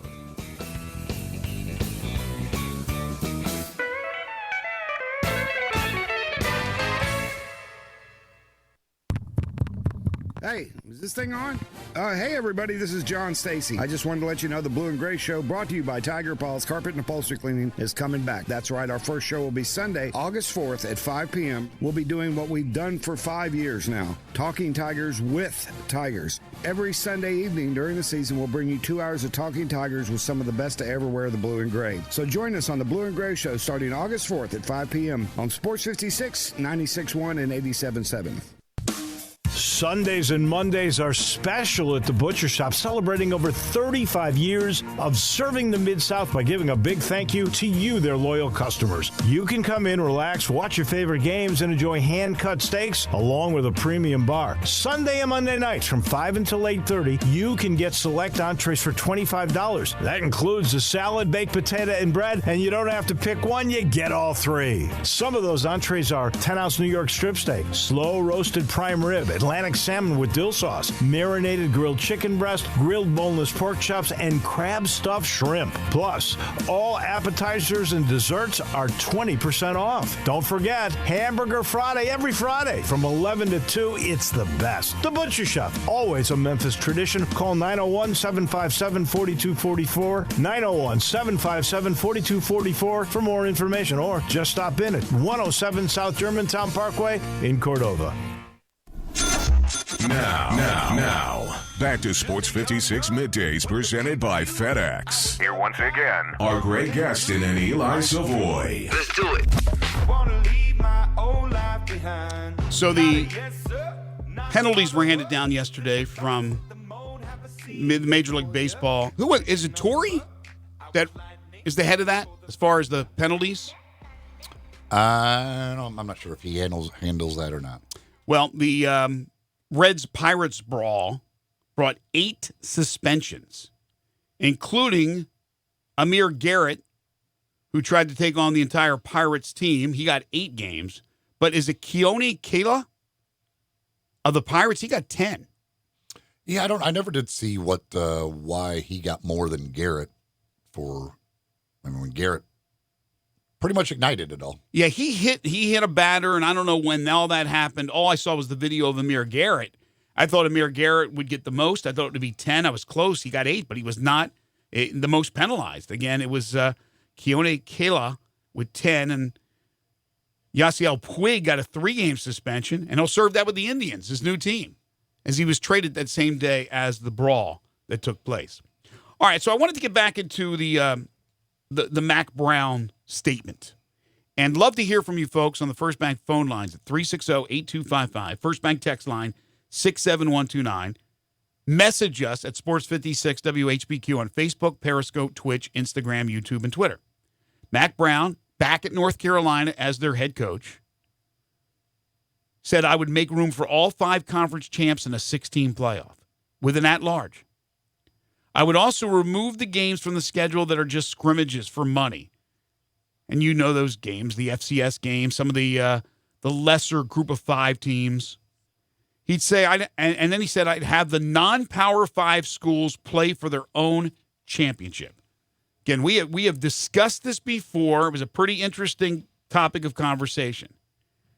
Once you are at a certain level, I imagine it's very hard to drop, to want to go from FBS to FCS or FCS to Division II, things of that nature. Sometimes it happens because of financial reasons. UAB dissolved their whole football program and then realized, nope, we want a football program, and resurrected it.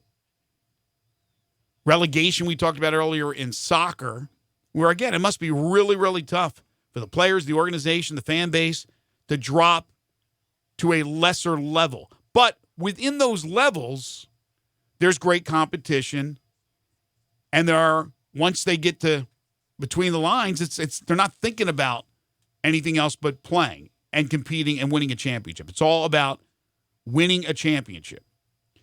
So with that, I've said, down the road, years from now, I can see a split. Now, hopefully Memphis is in a better situation where they are in a Power 5 by then, because we still believe that down the road sometime there will be expansion. I know Dr. Rudd has said it a number of times on the show that he still believes it will happen. So you got to position yourself for that time when that happens. But I can see where there is a split coming between the Power and the Group of Five. But do you disagree with that? I'm trying to remember your stance on it the last time we discussed this. Do you not see that, or do you see it? Well, the idea has been brought up of them playing for their own championship as this Group of Five champion. I've said before, I think that's dumb because nobody cares and wouldn't care. I agree with Mac Brown on the 6-team playoff. I agree with him if he's talking about getting rid of FCS opponents on the scrimmages. That I absolutely agree with him on.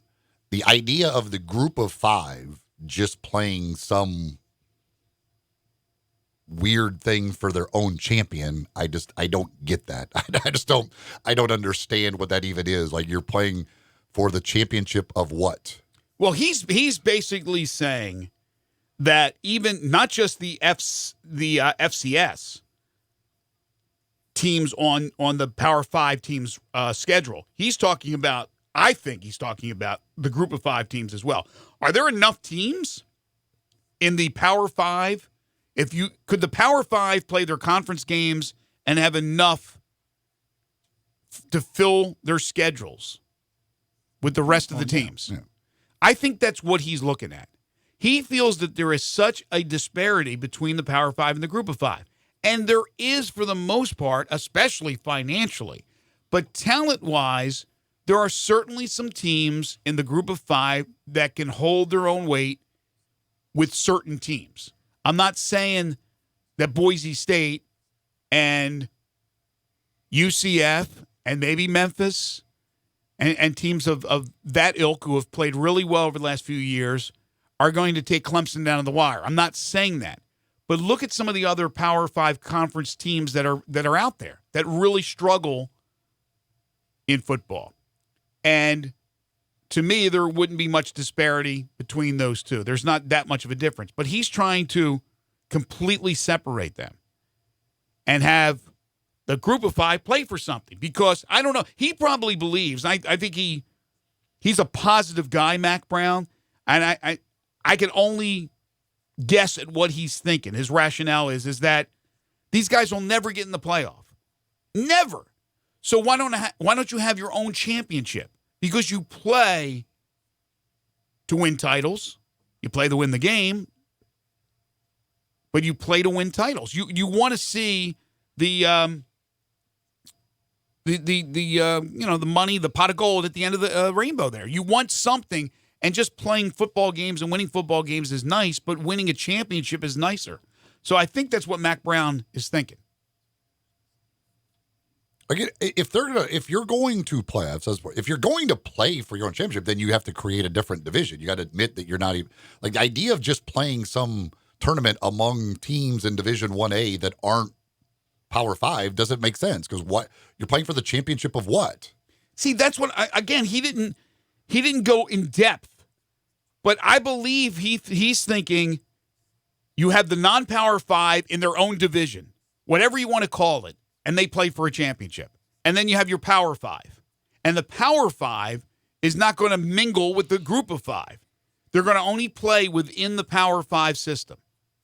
And we're going to have two separate divisions, and then you drop down to the FCS, and then you drop down to D2, D3, NAIA, junior college, so on and so forth. That's what I believe he's saying here, which I think down the road may happen. Because the disparity between the Power 5 and Group of 5 continues to get bigger from a financial standpoint. It's all about the bottom line. There are talented players at every level. There's no question about it. But when you have the money, you can continue to build your infrastructure. Some of these schools, they have so much money, they don't know what to do with it. Oh, let's expand the stadium even more. Let's another phase on this. Let's add this. Let's put a new way. Look what LSU just did.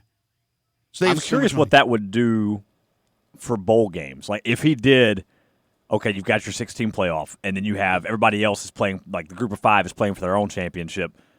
So does that mean there's no more bowl games? That's just, okay, you have these teams making the Power 5 playoff, these teams making the group of 5 playoff, and that's it. I'm curious how that would affect. You would still have You'd have bowl games with the rest of the Power 5 and maybe bowl games for just the group of 5. You would probably lose some. You might lose some. Right. Well, we've got too many as it is. So. But it would still be, it's the same thing. I mean, right now, it would change nothing there. I mean, these other bowl games right now are taking the leftovers from the playoff. It's no different. You're just taking a few more teams to the playoff. Then again, in this day and age, with the millennials, they may say, "Hey, 2-8 is good enough. 2-10, 2-10 is good enough." Kind of like the TSSAA Everybody playoffs. gets a trophy. Go ahead and let them in. Throw them in a bowl game. No, I would think that you would still have the same deal. As Eli said, I think some would fall to the wayside, and then you would have bowl games that are affiliated with the group of 5 schools, and then the rest with the Power 5 schools.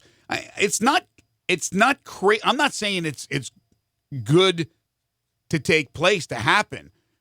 But I'm saying that I think it's not crazy that it won't down the road. Because, again, I think they are working their way toward a complete separation. And you have to be ready to jump aboard when they eventually expand. And they will. I think this goes back to what Jackie Sherrill said years ago. There will be 5 16-team conferences, I believe is what he said. Well, and I think it's going to come down to money. I mean, the NCAA is going to look at it in the future like they do now, and they are going to decide what's going to make them the most money, and that's what it'll come down to. Money is always going to be determining everything. That is certain in every aspect of the world. Well, again, the conferences are going to decide what they want to do, if they want to add to make their conference better, and then thusly, each team in the conference would get a smaller piece of the pie, but the pie is so damn big right now. But will the money that is being brought into college football now start to shrink at all? Have we hit the plateau? Have we hit the pinnacle, or is it still going forward, going higher? Where are we at? That's to be determined when the next TV negotiations come up. I mean, it's at some point, the TV money is not going to, they can't keep paying more. Not every TV contract is going to be more than the last. At some point, they're reaching their limit. Right. It's just when is it? Have they reached that limit now? I don't know. We'll have to wait and see when the next deal is done. I mean, if the folks at ESPN or CBS or whatever believe what they got to figure out what they can get from the people paying their bills and the advertisers. And so it becomes, what is our level before we no longer are making the money we want to make off of it? And that's it. Like, we can't go any higher because they've already told us they're not going any higher. So now they go to the conferences and everybody else say, listen, we're not going any higher because it no longer becomes a good thing for us. And then everybody has to adjust from there. I mean, I would feel like that's got to be happening soon. The amount of money that's being thrown around now, with all the conferences having their own networks and all of this stuff, at some point here very soon, I think we have capped. Like we have reached it. Like, there is no more money television wise out there, and they're already, all of these conferences, these schools, everybody else are already having conversations about declining attendance. So I was just going to bring that up. As attendance declines, that's also income and money that they're losing. That's why big thing, I think, why you see the SEC and others saying, okay, well, how do we fight the money we're losing on ticket sales? Well, let's sell beer and alcohol to make up. If we sell beer and alcohol to less people, at least we're making some money back. I mean, they're constantly looking at what can we do to at least keep the money we're getting or make more money. And, like Alabama now with their stuff they're doing, they're taking some seats. They're going to lose some seats because they're all looking at every one of these schools. Everybody is different revenue streams, trying to figure out, asking their fan bases, why is attendance going? What are the issues? What are the things that you really want? And they're trying to do everything they can to cater to those fans to make sure that they continue to come to games. But it's just hard in this day and age to keep them coming. But here's the question. Are they not coming to the games but still watching the games? Or are they not coming to the games and not watching the games? Because that's the difference. That does not, if those kids, and I say kids, but it could be adults as well, who are not going to the games, if they're watching the games, then from a TV standpoint, you're still getting your numbers, maybe even increasing your numbers. And I know there's different streams and different ways to watch anymore, and I don't know how that's all computed by watching games online as opposed to just sitting in your living room and watching it on television. But if as many people or more are watching the games, but less in the stadiums, that would seem to only help the TV contracts you're going to get. Yeah, but it's not that. I mean, the schools, individual schools, can't afford to be losing people in the numbers they are from games. No, I understand, but it won't be a shrinking television package, as we were just talking about. No, but they're losing a lot of other revenue. Right, and that's why they're trying to find other streams. They have to figure out how to keep the people there because the thing is, they're trying to. The one big thing is the students aren't coming to what. If the students of today are the guys you're got to count on.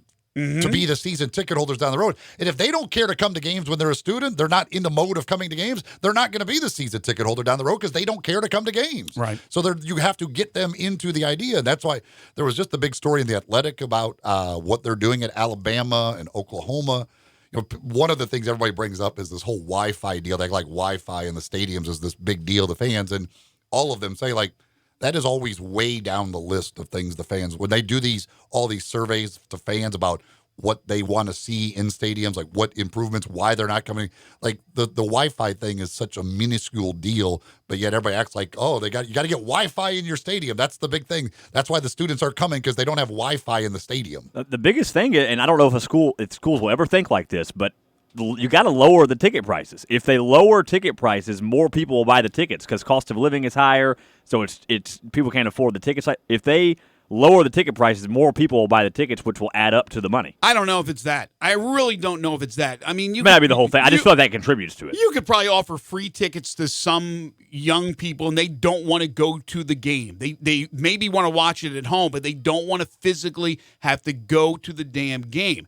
There are certainly some schools where the tickets prices are way up there, but a lot of times I think they're actually affordable. I think of one area that possibly could bring some more people in. For some reason, people really have issues with the parking. Paying. And you're not going to lose that stream of revenue. But could you imagine if it was just free parking? First come, first serve, go wherever you want, free parking.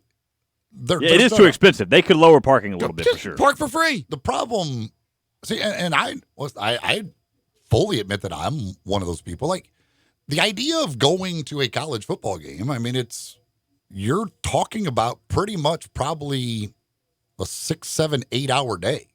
Like that's it. You're dedicating yourself to that one game, and that's it for that entire day. Especially when you go to these SEC towns where trying to get out after the game is impossible because they're just not the towns are not built to handle that many cars trying to get in and out of the game. But it's one game a week. It's 7 or 8 home games. But I can stay home and watch that game and watch 30 others. But in the time that I'm would have watched one game, yes. I can watch 30 to 40 games. It's the number one argument.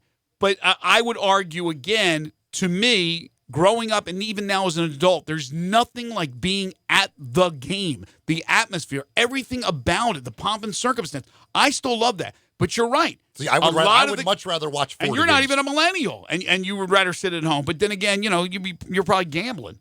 I would rather just, if I had my choice, it's not. I'm not go to a game. It's not gambling. It's just would I rather watch 1 or 30 or 40? It's an obvious number to me. Yeah. All right, we'll take a break. We'll come back. We'll wrap up hour number 2. It's a very interesting topic of discussion. This is Middays on Real Sports Talk, Sports 56, 96.1 and 87.7. The Peter Edmiston Experience with C.J. Hurt. Weekday mornings from 7 to 10. Only on Sports 56, 96.1 and 87.7. These seats are amazing. Shoot it! We deliver tickets, team merchandise, and everything you need to get ready for the game. But what you really get when FedEx knocks on your door is so much more. FedEx Delivery. Game day spirit. What we deliver by delivering. Are you looking for a high-quality, family-oriented country club experience? Then look no further than Windike Country Club. As a member, you have access to the men's and ladies and junior golf programs, the best par 3 in the Southeast, and 2 18-hole golf courses that you're going to absolutely love. Windike is also a great place for weddings and wedding receptions. Keep it in mind. For more details on how to become a member, call them today at 754-1888 or email membership@windike.com. It's all about the fun, isn't it? Oh my gosh, absolutely. Today, business happens here, and virtually anywhere. Because today, innovative companies are reinventing the way business happens. And they need people who can keep up. With the expertise and technology to get packages to over 150 million delivery points. So, who can help you deliver the future of commerce? The United States Postal Service. See why we deliver more e-commerce packages to homes than anyone at USPS.com/future. If you're the owner of a company and you're tired of a dirty office building, or maybe you're tired of dirty restrooms, or floors and carpets that are filthy, or windows that you can't even see through, I've got a solution. Let Trinity be your cleaning solution. Trinity Professional Services. They're putting professionalism back in cleaning. They specialize in stripping and waxing and buffing floors, in cleaning carpet. Just make it seem like it's spring outside. Window cleaning where you see through and everything shines. Commercial janitorial services specializing in final construction cleaning. Hey, the people that own this company, they are big construction people. They know what needs to be done. So if you would like it done the right way, call Todd Pope or Tommy Ferrari, the former Tiger quarterback, at 833-6773. 833-6773. It's Trinity. They're your cleaning solution. Now, back to Sports 56 Middays presented by FedEx. Here once again are Greg Gaston and Eli Savoy. Let's do it. You know, Eli, the other thing, though, you mentioned right before the break, you wanting to go home and watch 30, 40 different games and things of that nature. You don't have an allegiance to one team. You're not a diehard or an alum of, let's say, Alabama. And those fans are different than you. They want to watch their team. They don't want to watch a million other games. So there is a difference. It's just how big is that fan base and how... But there are many like that, but I think more and more are becoming like me saying, but I can still watch my team, and I can also watch all of the others. I don't know. I think then you throw in the old, we got to spend money on concessions. There's parking for $25 or $30, maybe to Austin's comment about ticket prices. Then I think you throw all that into it, and that's where you have to look at a better way to make sure you keep that fan base. Not only keep that fan base, number one, if you can add more, yes. But, right now it's all about trying to keep whoever you have. And the problem is with the youth of today, they're preoccupied. Even those that have an allegiance to schools, they're preoccupied with many other things. I would rather multitask than just sit and watch one game. Some texts here on the First Bank text line at 67129. You can chime in, 67129. You can also call in on the First Bank phone lines at 360-8255. You can also message us at Sports 56 WHBQ on Facebook, Twitter, Periscope, Twitch, Instagram, YouTube. Somebody says, I think Mike Norvell wanting the Southern game at 11 o'clock, he was definitely not thinking of the fans. Well, yes, I think most fan bases certainly do not like the 11 o'clock games. There are some fans out there who, especially if you're not going to do all the tailgating, have no problem with 11 o'clock games because they say, well, at least I can get done and be out of there and be home and then see the afternoon games and the night games. Mm-hmm. But for tailgating and all that, if you want to really do the whole experience, when you got to be out there at 8 o'clock in the morning or whatever doing your tailgating, that's not, most fans don't like that. They would much rather have it as an afternoon or evening game. Right. But this goes back to the diehards. But Mike Norvell also, yes, you do have to consider the fan. There are other considerations that they certainly putting into it. Somebody says the kids don't even know what you're talking about, Greg, because they've never experienced it. I guess going to the game, and doing, right. Somebody else says, if I lived in Ohio, I would try to go to every Buckeyes game. Again, there's going to be fans. There's going to be fans on both sides of this. But again, what the schools are realizing is if the students aren't coming now, that's going to screw us later. The students need to be in the routine of going to games so that when they're done with school, they still want to go to games. If they're realizing that I don't even need to go to the game when I'm a student, they certainly aren't going to spend a bunch of money on season tickets when they're not a student to go to the games all of a sudden. Right. But it is expensive overall. Like, there's no doubt beyond just the time and everything else, with all the what you got to give as a donation to then be able to buy the tickets at a lot of these places. It's an expensive deal. And then you, as you said, throw in parking, throw in concessions on every one of those games that you go to. It becomes a very expensive, time-consuming day.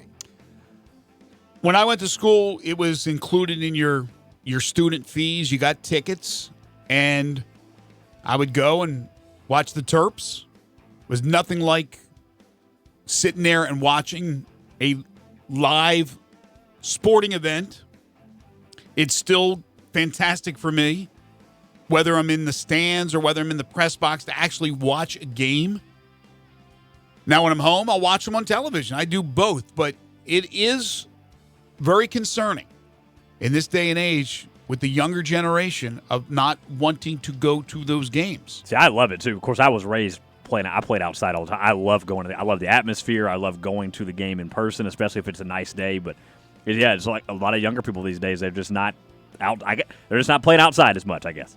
Yeah, and I still think if you have an allegiance to a team, there's a better chance that you're going to, like, generation to generation to generation, you're doing what Pop did and what Grandpop did, and you're still a big fan. But a lot of others, less and less, especially if they're just maybe fans of the game, but not one team. They'll go home and do what you say you do, Eli, and watch a bunch of games on television. And you got your phone. You're watching games on your phone, on a TV, on all kinds of different apparatuses. I can sit at home and literally watch 3 games easily, or 4 games at one time. Have 4 different TVs or computers or iPads, whatever, going at the same time. And I can do that without paying for parking, with paying a lot less for my food and drink. And I can, when the next wave of games starts, and if one game becomes a blowout, I switch it to a different game. And if another game comes, I switch it to another game. You go to one game, and that game turns out to be terrible. You miss all the great games. To me, I much prefer the being home watching them all. If more people think along those lines, the future of sports is in peril. There will be vast changes in all the games we love.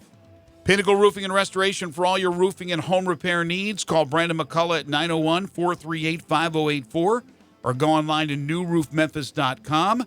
They offer different financing, many plans and options to choose from, including a 6, 12, or 18-month same-as-cash option. They'll work with your insurance company or out of pocket. They do residential and commercial roofing, so business owners and property managers, if you have a leak or any other roofing issue, call Brandon today. He'll come out and do a free roof inspection. They are licensed, bonded, and insured, and a member of the Better Business Bureau. 5-year labor warranty on all roofs, and satisfaction's guaranteed with all their work. They do carpentry work, exterior painting. They can replace gutters, put up fencing and siding, install shingles, rotten wood repair. Your one-stop shop for all your home repair needs. Pinnacle Roofing and Restoration, locally owned and operated, ladies and gentlemen. If you need a new roof, you need a roof fix, you need work around the home, call Brandon McCullough at 901-438-5084. Tell him I sent you, or go online to newroofmemphis.com. Pinnacle Roofing and Restoration. Hour 3 of the show coming up. We'd love to hear from you on the program. We do have 10 in a row coming up, and then at 12:25, Barrett Salee starts another season with us each and every Friday to talk college football. This is Middays on Real Sports Talk, Sports 56, 96.1 and 87.7. In high-traffic areas, professional painters need a paint that'll last. So do their clients, like PPG Timeless Paint, in 5-gallon buckets from just $159. Now at the Home Depot, with fast one-coat coverage and the toughest, most wear-resistant finish to prevent future scuffs, stains, and you having to come back to fix them. Tough, high-quality PPG Timeless Paint, exclusively at the Home Depot. More saving, more doing. U.S. only. See store for details. I'm here with Anna and Catherine, two of Mr. Charlie Virgos' granddaughters at the Rendezvous restaurant. Okay, ladies, you guys and gals now ship a Rendezvous nacho box. Why had no one thought of that before? We do. We have no idea. Someone suggested it to us, and at first even we went, can we make that work? So we sent a bunch of sample boxes to friends and family to only rave reviews. Okay, so what comes in the nacho box? You get Rendezvous pulled pork, a bag of Brim's corn chips, a bottle of Rendezvous barbecue sauce, a bottle of Rendezvous seasoning, a tub of Poncho's cheese dip, and a jar of Flo's pickled jalapenos from Felicia Suzanne's. The box is $99, which includes overnight shipping. It makes 6 to 8 full dinner-sized nachos, or feeds way more if you're just serving it as an appetizer. It truly is a perfect taste of Memphis. A great gift for family, friends, clients, coworkers, or just some Memphis expats. Where do we order these delicious nachos? At hogsfly.com. Mr. Charlie Virgos' Rendezvous Restaurant, a family-owned restaurant in downtown Memphis in the alley since 1948. Got something you want to get off your chest? You better have a backup plan. Want to join the conversation? Someone needs to tell him he has to grow up. Join us on the First Bank phone lines at 360-8255 or the First Bank text line at 67129. If you're the owner of a company and you're tired of a dirty office building, or maybe you're tired of dirty restrooms, or floors and carpets that are filthy, or windows that you can't even see through, I've got a solution. Let Trinity be your cleaning solution. Trinity Professional Services. They're putting professionalism back in cleaning. They specialize in stripping and waxing and buffing floors, in cleaning carpet. Just make it seem like it's spring outside. Window cleaning where you see through and everything shines. Commercial janitorial services specializing in final construction cleaning. Hey, the people that own this company, they are big construction people. They know what needs to be done. So if you would like it done the right way, call Todd Pope or Tommy Ferrari, the former Tiger quarterback, at 833-6773. 833-6773. It's Trinity. They're your cleaning solution. Are you tired of all the clouds and bad weather? Rain brings pollutants that can wreak havoc on your car's finish, but there is someone who can help. Car Wash USA Express has introduced their most advanced car wash yet with the exclusive Polymer Pro Wash, creating a stronger, more consistent protective sealant for your car's finish. Polymer Pro can only be found at Car Wash USA Express, where attendants are always on duty to keep you and your vehicle safe. For more information and locations, visit carwashusaexpress.com. Car Wash USA Express, because a dirty car is a dirty shame. We are Sports 56 WHBQ Memphis, WIVG-FM Tunica Memphis, and WPG-FLP Memphis, Flynn Broadcasting Stations. Now, back to Sports 56 Middays presented by FedEx. Here once again are Greg Gaston and Eli Savoy.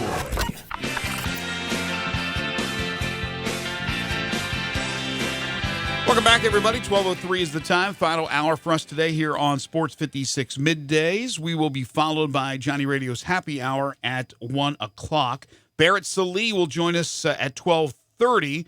Barrett will be a Friday regular during the college football season from CBS Sports and Sirius XM Radio. We got 10 in a row, which will be coming your way in just a few moments. I want to remind everybody we're in the Family Leisure Studios, where family and fun come together. Family Leisure, 2120 Whitten Road, just north of I-40. Greg Gaston, Eli Savoy, Austin Eldridge. And Sports 56 Middays is delivered each and every day by our title and presenting sponsor, FedEx, providing global access for small business. Learn more at fedex.com/e-commerce. The First Bank phone lines are open at 360-8255. First Bank text line 67129.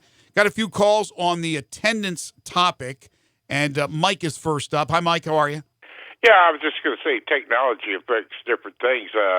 The opening up the interstate system opened up to all these people going back to campus.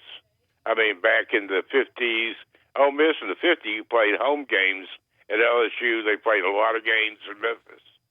Mm-hmm. So, Alabama played in Birmingham, Sure.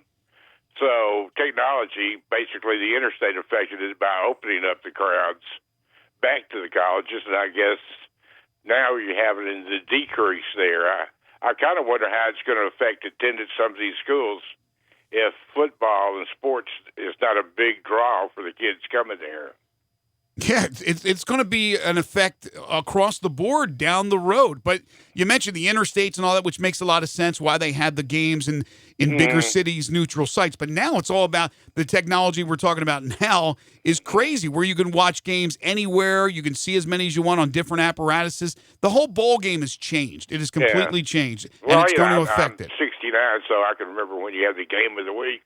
Right. In every sport, and it's a lot different now. Yes. Thank you, Mike. Appreciate it. If you just go to pre-ESPN, I mean, right, or even just the early days of ESPN, but now you have ESPN, ESPN2, ESPNU, ESPN News, ESPN3 is giving you every other game that is not shown on any one of those. Plus, you got ABC and CBS. You got Fox Sports 1. You got regular Fox Sports. All the Fox Sports regionals. There's again, at any point in the day where you start with the 11 o'clock games, then you move into the afternoon games, then the evening games, there's probably going to be 7, 8, 9, 10 games available for you to watch at any one of those times. Has it watered down the product? I'm not saying the product on the field is worse. I'm saying that because there are so many options to watch these games, it isn't what Mike just said. You couldn't wait for that game of the week or to find a game on television in any sport or maybe even on radio. You were delighted.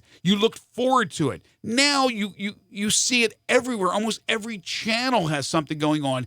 Is it watered down a bit?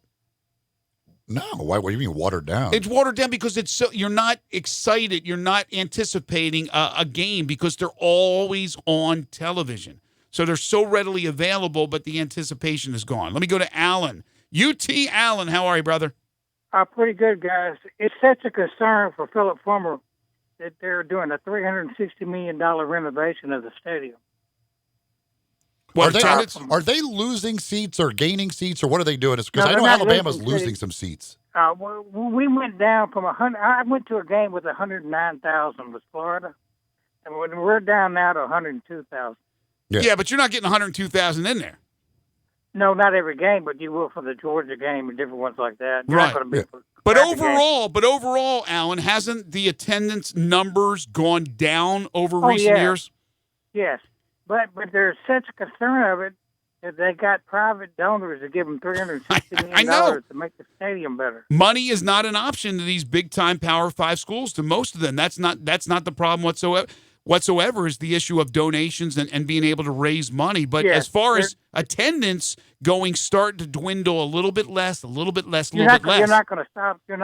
Eli's right. You're not going to stop that. I'm an old-timey guy. I love to see the Vol walk and the band come in and then volunteer Navy. The young kids probably don't have any idea about that. See, that is an issue. That is an issue. Old-timey, I'm an old-timey guy, Alan. That's the thing. If less and less people are going to the games, then when we all die off, this next generation, are they going to games? And then their kids, and their kids after that. That's the problem. The good thing about that, Greg, when we die off, we won't care. Thank you, Alan. It will not affect you. Alan will be wearing orange in heaven. I know that. But the thing Come is, on. You could talk about all the pomp and circumstance, and yes, the running through the tee, all that stuff. But for a lot of people, they're like, okay, that's great. So I'll go to one game to see that. I'll go to the Georgia game, or I'll go to the Florida game, and I get to see that. Do I need to see that every game? Do I need to see that every time Tennessee's at home? Do I need to see them run through the tee? And it's like, I don't, most people, I think a lot of people say, that's cool. I'll go for a big game. And then the other ones, I'll sit at home and watch them. And especially when they're playing some FCS opponent. Why would a fan want to go spend an 8-hour day to go watch Tennessee play, I don't know who's on their schedule this year or whatever, UT Martin, when they could watch, there's probably at least 10 other games that are just really good matchups. But that is going to lead to a whole different way of how we not only view sports, but really the whole landscape of sports years from now. Last year, Tennessee and Florida had 87,000 there approximately, and that stadium holds 102. Yeah, I mean, it's still amazing. It's still 87,000 people, but slowly, unfortunately, but surely, it's starting to dwindle. Right now, we need you to jump on the phone lines at 360-8255. That's 901-360-8255 because it's time for 10 in a row. Well, Not there 5, you not go. 6, not 7, not 8, not 9, but 10 in a row. This computer has a mind of its own. Yeah, sorry. just give it a little time. 10 in a row. It's brought to you always by Car Wash USA Express. Car Wash USA Express is the easy, inexpensive way to keep your car clean and looking great. They've got locations all over the area. Pretty much any direction you go, you're close to a Car Wash USA Express location. You can go to their website at carwashusaexpress.com to find the list of those locations and find the one nearest you. Washes starting at just $7. The Fast Pass gives you the easy option of paying a monthly cost, and then you can wash your car as many times as you want. And if you wash it twice a month, you'll have more than paid for the Fast Pass. So it's just a great deal, and it's so simple because all you do is you pull up to the gate, it automatically raises. You don't even have to put your window down. That's how, and you just drive on through. It is a great, great way to keep your car clean and looking great. The winner of 10 in a row will get a 6-pack of Polymer Pro washes. That is the top-of-the-line wash that they have at Car Wash USA Express. A 6-pack of Polymer Pro washes, along with a $25 gift certificate to the Butcher Shop, going to the winner of 10 in a row today. All right, the lines are packed right now, so let's get right to it. NFL teams who have made the playoffs at least once in the last 3 seasons. There's been a big turnover as far as teams making the postseason. So we're talking about the 2018, 17, and 16 seasons, right? The playoffs will move into the next calendar year, if you will. But it's the 2018, 17, and 16 seasons. I will give you a team. If they have made the playoffs at least once over the last 3 years, the answer is a yes. If not, it's a no. I don't believe I used the Patriots. That would be pretty easy. That would be a yes. That's how simple this question is.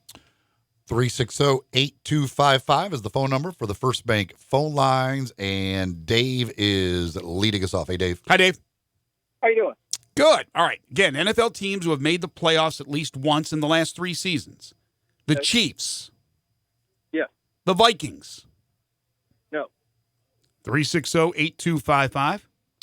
Next up, we go to Gary. Hey, Gary. Hey, guys. All right, Gary. The Raiders. No. How soon we forget. Last 3 seasons, 18, 17, 16. Next up, we go to Joe. Hey, Joe. Hi, Joe. Hey, guys. Chiefs. Yes. Vikings. Yes. Buccaneers. No. 49ers. No. Texans. Yeah. Bills. Oh, yeah. Chargers. Yes. Jets. No. Cardinals. No. Jaguars. Oh, yes. Winner. Congratulations, Joe. You are a winner, sir. Well done, Joe. Hold on. You've got yourself a 6-pack of car washes from Car Wash USA Express. You also have a $25 gift certificate to the Butcher Shop. You going to do second chance? I'll give Country and Andre a shot here. Okay. Just when your name's Country, you got a special place in my heart. So what's up, Country? Hey, Country. Let's do it. Raiders. Yes. Colts. No. Finally, it's Andre. Andre, what's It's up? me. Andre the Giant. Here we go. Raiders. Yes. Colts. Yes. Dolphins. No. Ooh. A lot of turnover. A lot of different teams have made the postseason over the last 3 years. How many? Last year it was like 8 different teams from the year prior, something like that made the playoffs. Eli, finish off list 2. Well, we got Raiders. Yes. Colts. Yes. Dolphins. Yes. Okay. Browns. No. Packers. Yes. Redskins. Yes. That's a no. Falcons. Yes. Bengals. Yes. No. Titans. Yes. Ravens. Yes. There you go. How about this? Only 5 NFL teams have a current playoff streak of 2 or more seasons. Think about that. 5 teams have a streak of 2 or more current seasons. New England with 10, Kansas City with 4, the Rams, the Saints, the Eagles with 2. It's I've gone over the number many times. Like every year, basically every year, we have at least one team go from last to first in their division. And I can't remember what the exact numbers are based on different number of teams in the postseason that didn't make it the year before. But that's the way of the NFL. That's just the. I'm trying to remember the last time my Giants made the playoffs because they won the Super Bowl in 2011, and I'm trying to remember. It's been 3 years since they've been in. Were they on your list? I did not use the Giants. I'm trying to remember if they made the 2016 playoffs or not. Like I said, there's been a lot of different teams that have made it in the last 3 years. So you have a team like the Browns this year, hopefully, for the Browns' sake and their fans. I think they're in. I think they have absolutely have an opportunity to get in. Barrett Salee is going to join us in about 5 minutes or so. Make that about 10 minutes or so. Earlier, the Giants made it. The Giants were the wild card team in 2016. Okay, so that was the last time they made it because they missed the last 2 years. Yeah, so they would have been a yes if I used them. So we were talking earlier about the Grizzlies, and the Grizzlies have announced that they will have 2 alternate uniforms. One used this upcoming season, and one using the season. One they'll use the season after.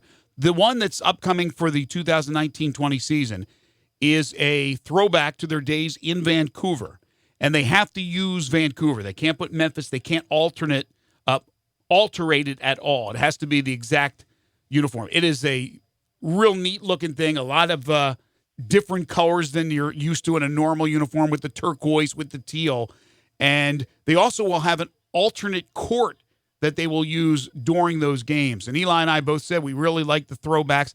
I think there's something. The court is used all season, I believe. No. It's an alternate court that they will use during the times they use those alternate uniforms. I thought the court was being used all season for both seasons. I will double check if I can find that story again. But no, I thought it was going to be only. I mean, I could be wrong. I thought they were going to use it only when they use those uniforms, which is not all the time. But the point being is, it seems like everything from the past that they resurrect as far as old uniforms, people love. And it's a great way to market your team, but it's a great way to make more money, more income when you're selling more apparel. You're selling different apparel. In this case, you're resurrecting old apparel. But in this case, I really do believe they are fantastic unis. Now, I think the ones that they're going to run in, or they're going to wear in 2021, are really nicer. And that one you want to have Vancouver on there, right? That one's not going to have that at all. No, because you're designing it yourself. Well, that's the tribute to the first year of Memphis. Okay. This year is the 25th anniversary of the team. Next year is the 20th anniversary in Memphis. So that's why then it's a Memphis. I got you. That's the black ones. They are really, really nice. But I think to have these I don't know how often they'll wear them, but they will wear them quite a few games. I think is really neat. But the point is that the throwbacks always seem to fire up a fan base, no matter what sport, no matter what team, no matter what school. I'm just curious via the First Bank text line if you like what the Grizzlies are doing, and if you like those old throwback Vancouver Grizzlies uniforms. Just a yes or a no would suffice. Again, text in at 67129.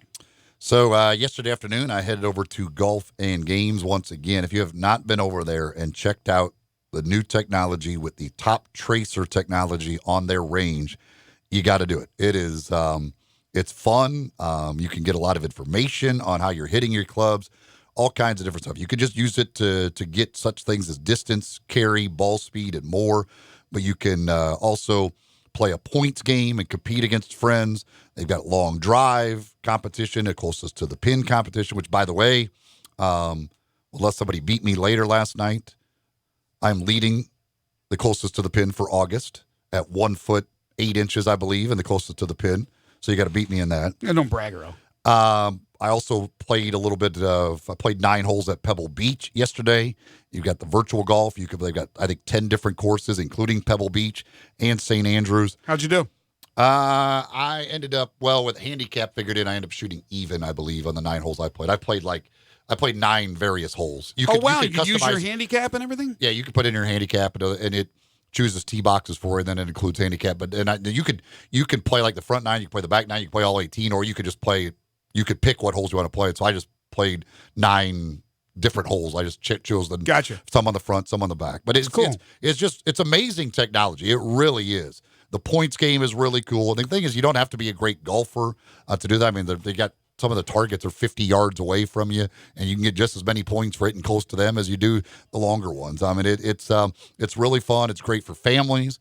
Great for just take a group of guys out there. There were a couple of different groups of guys who were having some competition just down the way from me, and every bay out there has this technology. It is really cool stuff. You can also download an app to your phone and then save information from when you're out there hitting balls to be able to pull it up on your phone and see how you're hitting your 8-iron or hitting your 5-iron and different information on that. Just great stuff.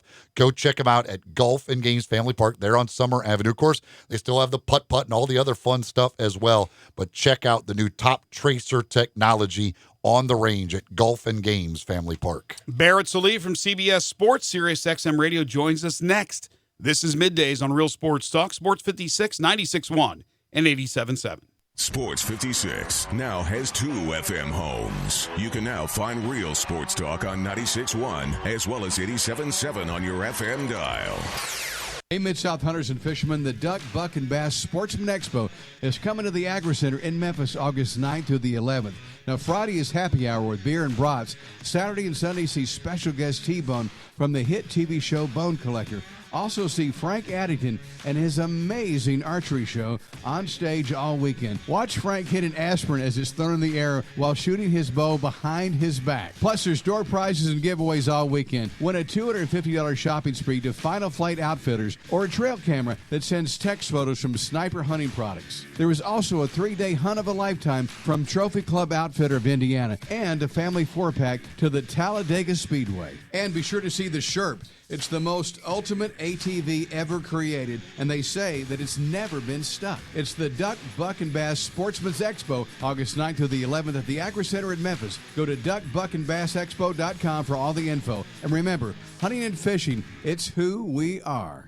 I Buy Houses, 901-406-1101. That's 901-406-1101. I Buy Houses. I Buy Houses will buy a house in any area, in any condition, and yes, it's guaranteed to close in 5 days. If you need to sell your home quickly, call 901-406-1101. If you've been through a divorce, if you lost your job, if you're tired of renters, I Buy Houses can get you your money quickly. I Buy Houses will buy your home in Shelby County, DeSoto County, Memphis, Bartlett, South Haven, Horn Lake, Olive Branch, anywhere and everywhere in between in any condition. And yes, they're open 24 hours a day, 7 days a week. I Buy Houses, 901-406-1101. That's 901-406-1101. Grab that pen, 901-406-1101. I Buy Houses.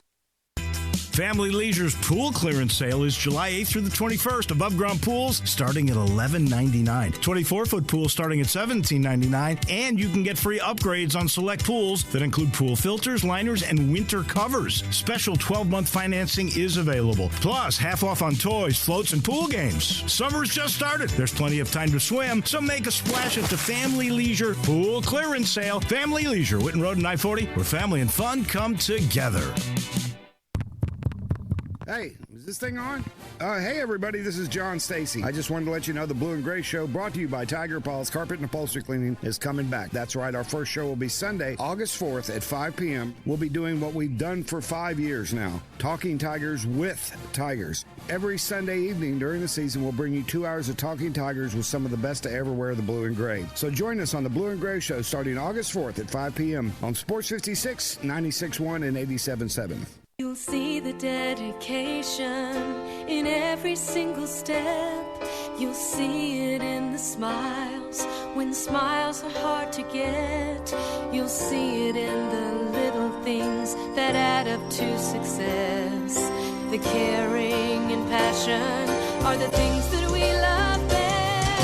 Wolf Chase Lemon Brace is your Mid-South provider for orthotics and prosthetics. They are an ABC-accredited facility, and their practitioners are ABC certified. At Wolf Chase Lemon Brace, their services include artificial limbs, legs and arms, braces of all kinds, and custom molded inserts. You can call them today at 901-507-7821 for their location on Highway 64 in between Germantown Parkway and Appling Road, or visit them at their new location in Jackson, Tennessee. That number is 731-660-5900, or visit them on the web at wolfchaselemonbrace.com. To yours, Wolf Chase Limb and Brace. Now, back to Sports 56 Middays presented by FedEx. Here once again are Greg Gaston and Eli Savoy. Got that sunshine in my pocket, got that good soul in my feet. I feel that hot blood in my body when it drops. Ooh. Welcome back, everybody. 12:25 is the time. Final 35 minutes for us today on Sports 56 Middays. Coming up next, Johnny Radio's Happy Hour. And then, of course, we'll be back on Monday. College football camps, many of them have opened up, including the University of Memphis with their first practice today. Ole Miss also down in Oxford with their first practice as these two teams get ready for their battle on the 31st to kick off the college football season. We are very pleased to be once again joined not only today, but all season long at this time slot on Fridays by Barrett Sallee, one of the top insiders in college football there is in the entire country. CBS Sports HQ, and Sirius XM Radio. You can follow him on Twitter at Barrett Sallee, and Barrett joins us again on Middays. How are you? I'm good, guys. What's happening?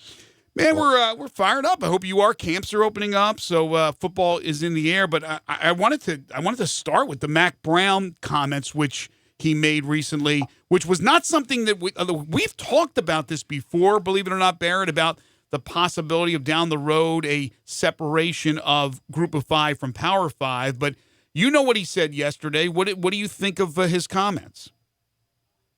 Well, I mean, I think Mac is the separation of Power Five and Group of Five. It kind of already exists, and so because of that, I don't necessarily think that much of it is that big of a deal. I think the college football playoff stuff he talked about is unfortunate too. But I mean, college football coaches, they just want access and they want bonuses, and that's why they say things like that. But yeah, I mean, college football has so many people care about or say they care about how college football and how college athletics are formatted. The truth of the matter is, a lot of these people, they just don't like that it's different than other sports, and try to find every possible way to take shots at it. And you know, Mac, I think, gives those people ammunition when he says stuff like this, because it is speaking to a crowd that is very vocal, even though maybe not the most enlightened crowd. First of all, Barrett, happy birthday to you. Oh, I didn't know. Thank you. I appreciate that. With Mac Brown, what are your expectations of what he ends up doing at North Carolina? I mean, can he still get it done? I don't know. I think Mac knows the landscape, which is important, and Mac is a good coach. It's just, I mean, he's pretty old.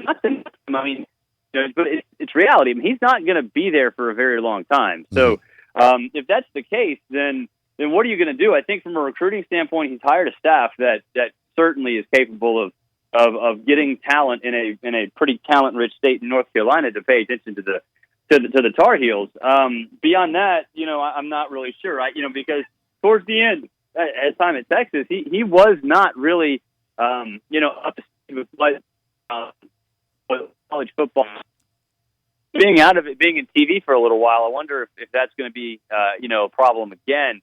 To me, he's going to be better than Larry Fedora, which isn't a high bar, obviously. So I don't know if it's a slow building process. He's not going to have success just because I think at some point he's going to want to do something else other than coach football and actually enjoy retirement a little bit. See, I think that's a good point. And it was a slow process when he first started there at North Carolina before going to Texas. He was 1-10, and eventually building into a very good team. He does not have that time, and I would imagine not the patience. But I did want to go back to one more thing about what he said before we move on from it. But the playoff format that he talked about, 5 conference champs with an at-large. Again, to me, that doesn't make much sense because there could be a time like last year with the Pac-12 where you just have a couple of conferences that are much worse than the others, and there are multiple teams from those other conferences that you think are more deserving of a spot. Yeah, I mean, that's why I always say automatic bids for conference champions is a non-starter. And folks say, well, it works in others. It doesn't work in others. Made the playoffs and went to the NLDS, and they were not good, right? And they won a geographically determined division. And that's basically what college conferences are now, too. So like you said, there are a lot of times where there are teams that, quite frankly, don't have the resumes to warrant a national championship. And God forbid, there's an upset in a conference championship game. What if Pitt had beaten Clemson last year? Right. They were 6-6. So that's the ACC regular season. Oh, did we lose Barrett? I think we check on him. Yeah, Austin. We're going to. Yes, Austin. Check on that. See, I like the 16 playoff. I think, but I do I don't necessarily like the idea of just saying you won your conference, you're automatically in. Right, and that's the point Barrett was making. I think we got Barrett back on. Yeah, Barrett. So you were saying about that? Yeah, Pitt. That would have been a disaster. Yeah, I mean, what if that would have basically negated the entire ACC season if Pitt had upset Clemson? Now, I know the obvious retort from pro expansion people would be, well, if they can't win their conference championship, then they don't deserve to be there anyway. Well, okay, does that mean Pitt does deserve to be there? Right. And the answer is no. Yeah. So I just think coaches will say automatic bids for conference champions till the day they die because they want their bonus money. But the dysfunction and the lack of structure in college football, sort of mandates the eye test to be a big part of what determines championship caliber teams. And I think the beauty of the playoff is that definition changes year to year based on how the season plays out, right? Like last year you had 3 undefeated teams. The year before you had Alabama squeaking in into the 4th spot with. So if you have automatic qualifiers in any sport, then you're basically determining what championship caliber is without actually paying attention to what happens during the regular season. And to me, that just doesn't seem right. Every single season is sort of its own evolving beast. I agree. Do you have a problem with the number of 6 for a playoff? Because I actually kind of like it, giving a couple of buys to the better teams. Well, it depends on the format of 6.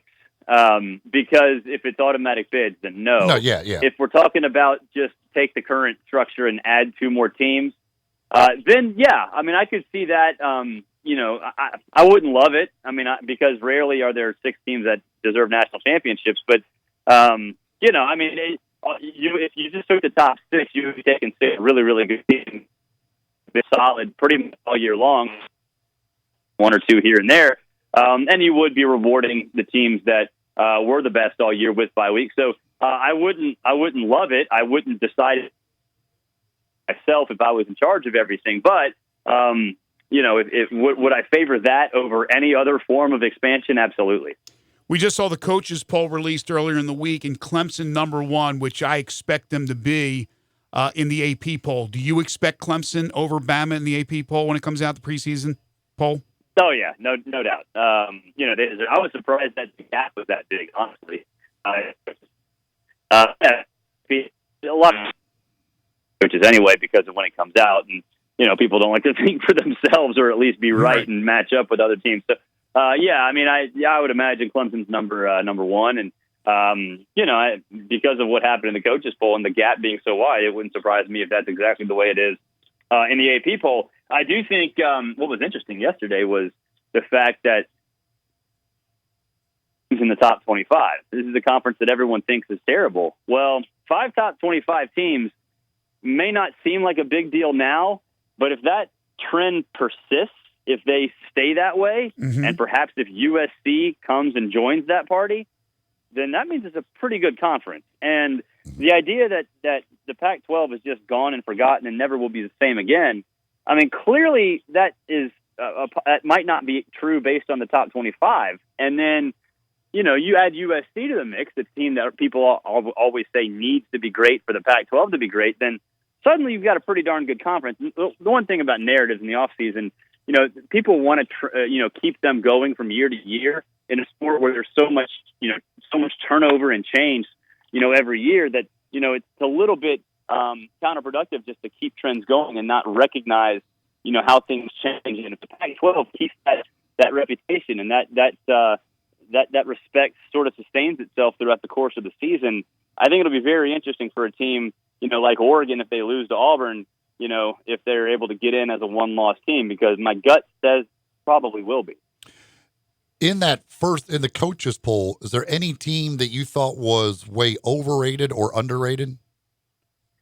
Well, yeah, I mean, I'm not the biggest LSU guy. I mean, I would not have them above Texas A&M. I don't understand why Texas A&M, gets viewed as this team that's up and coming, whereas, LSU just gets sort of assumption that it's going to be, superpower, even though Texas A&M is the one that's actually done more to prove that they deserve the benefit of the doubt under Jimbo Fisher. So, I wasn't surprised that happened, but it's still, I think it's wrong. I mean, I think Texas A&M is way underrated, and LSU should probably be more of the, team in the, 10 to 15 range. So, but no, I mean, other than that, I mean, there wasn't a ton.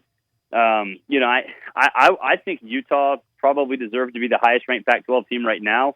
They're third in the Pac-12 based on the coaches poll. So, but that's, personal preference, and they're all kind of bunched together anyway. So, nothing too shocking. I think LSU being rated above Texas A&M was probably the one that sort of stood out to me as one that I would change. There are some that feel that this is finally going to be the year for Harbaugh and Michigan to beat Ohio State, to win the Big Ten, maybe even get to the playoff. Are you one of those guys? No, I mean, they're sort of in the same conversation for me as LSU is. Mm-hmm. I'll believe it when I see it. I'm with you. I'll believe Jim Harbaugh hands over those reins to Josh Gaddis when I see it. And that takes multiple games, especially games that don't work out well offensively. How much will Jim Harbaugh meddle? And how good is Josh Gaddis? I mean, he hasn't done this before, right? Mm-hmm. So I don't know if that's going to work either. I mean, it might. Let's say it won't, but I'll believe it when I see it. And in terms of speed, I mean, look, I know Michigan, had a few players out in that Peach Bowl, but standing next to those teams, Florida and Michigan, I mean, the speed disparity between the two was unreal. And the size, the Michigan, the roster, they look comparable to national championship caliber rosters. But I tell you what, I mean, they can't run. So even if they do employ the speed and space offense, I don't know what that speed actually is. Any concern for a guy who you had a chance to see down at Georgia for a little bit, Justin Fields, as he makes the transition to the Big Ten? Do you think he hits the ground running, or is there going to be some bumps along the road? Well, here's the thing with Fields. I have Ohio State in my playoff, but I don't know if that means they're a playoff caliber team or a championship caliber team, because Washington was a playoff caliber team. Ohio State was a few years ago. Michigan State was. They weren't national championship caliber teams, right? So I think Justin Fields, to me anyway, he was asked to do a bunch of things that he wasn't good at Georgia because they wanted him to evolve as a player. He's going to be asked to do things he is good at Ohio State. So right there, I would imagine he's better. But I don't know if he's a difference maker. We don't know if he's a difference maker. We don't know if he has the accuracy. We don't know if he has the mental makeup. We don't know any of that stuff yet. So because of the drama surrounding his transfer and all that stuff, it seems like people have been divided into Justin sucks or Justin's a Heisman candidate, and there's no in between. And the reality is there's probably something in between, and we have to wait till the season starts. I tend to lean more towards he's going to be good and potentially great. But either way, that would make him capable of leading that team to a playoff. Winning it would be a completely different conversation, especially considering, two of those guys in that playoff, three of those guys maybe in the playoff, Jake Fromm, Tua Tagovailoa, and Trevor Lawrence are pretty darn good themselves. Bear, we were talking earlier about, and this has been it's been a topic of discussion around college football here recently with the attendance, drop in attendance, and there's been a lot of articles written about it.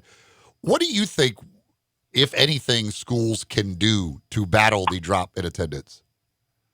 Well, do what a lot of the SEC schools are doing, and do what a lot of other schools have done. Allow alcohol sales. Add a lot more infrastructure in terms of connectivity. Add areas where people can go hang out and make it an experience. Because you're not going to win that battle. Pro or college, doesn't matter. You're not going to win the battle against a 70-inch flat screen. It's just not going to happen. So for the fans that do buy tickets, make it as enjoyable as possible. And college football and college athletics has a much bigger problem than pro sports, because pro sports are in major media markets, major cities. Mm-hmm. I mean, it's expensive if you want to go buy a hotel room for a full season in Starkville, Mississippi, or Auburn or College Station or whatever, you have to pay for hotels, and they have a 2-night minimum everywhere, and you got to buy tickets, and you got to get down there, get your family down there. That's a commitment, right? It's hard to go see a lot of college athletic events. So for college football especially, you got to make that experience as great as possible for every possible crowd. And, you're not going to win. You're going to see attendance drop. That's why when Texas A&M expanded Kyle Field 5 years ago, I'm like, y'all are crazy. Why expand? Contract. Literally, cut part of it off and put a giant video board up there, Yeah. So it's not solvable. It's just, I think the smart ADs are trying to address it the best way possible. And the best way possible is to, like some have done, allow alcohol sales, put in new infrastructure.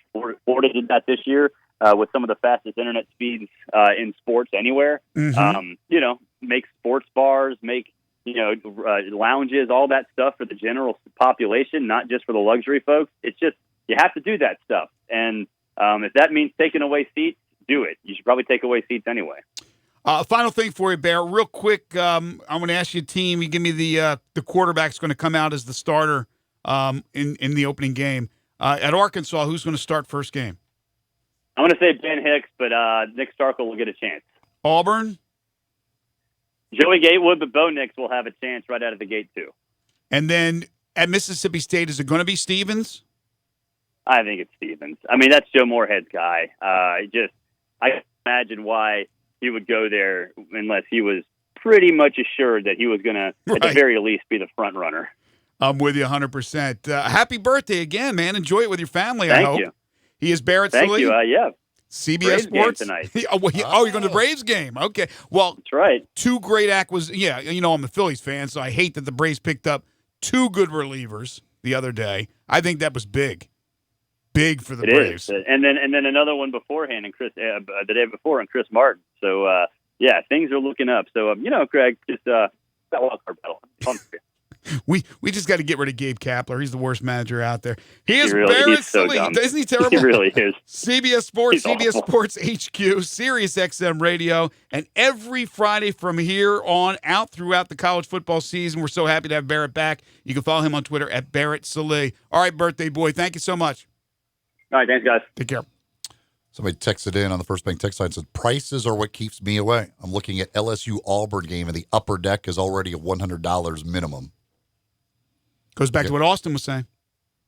Well, yeah, and I mean, if you're like buying season tickets, you got to make a donation and all that stuff. Like, it gets really expensive. But yeah, just buying secondary, tickets on the secondary market.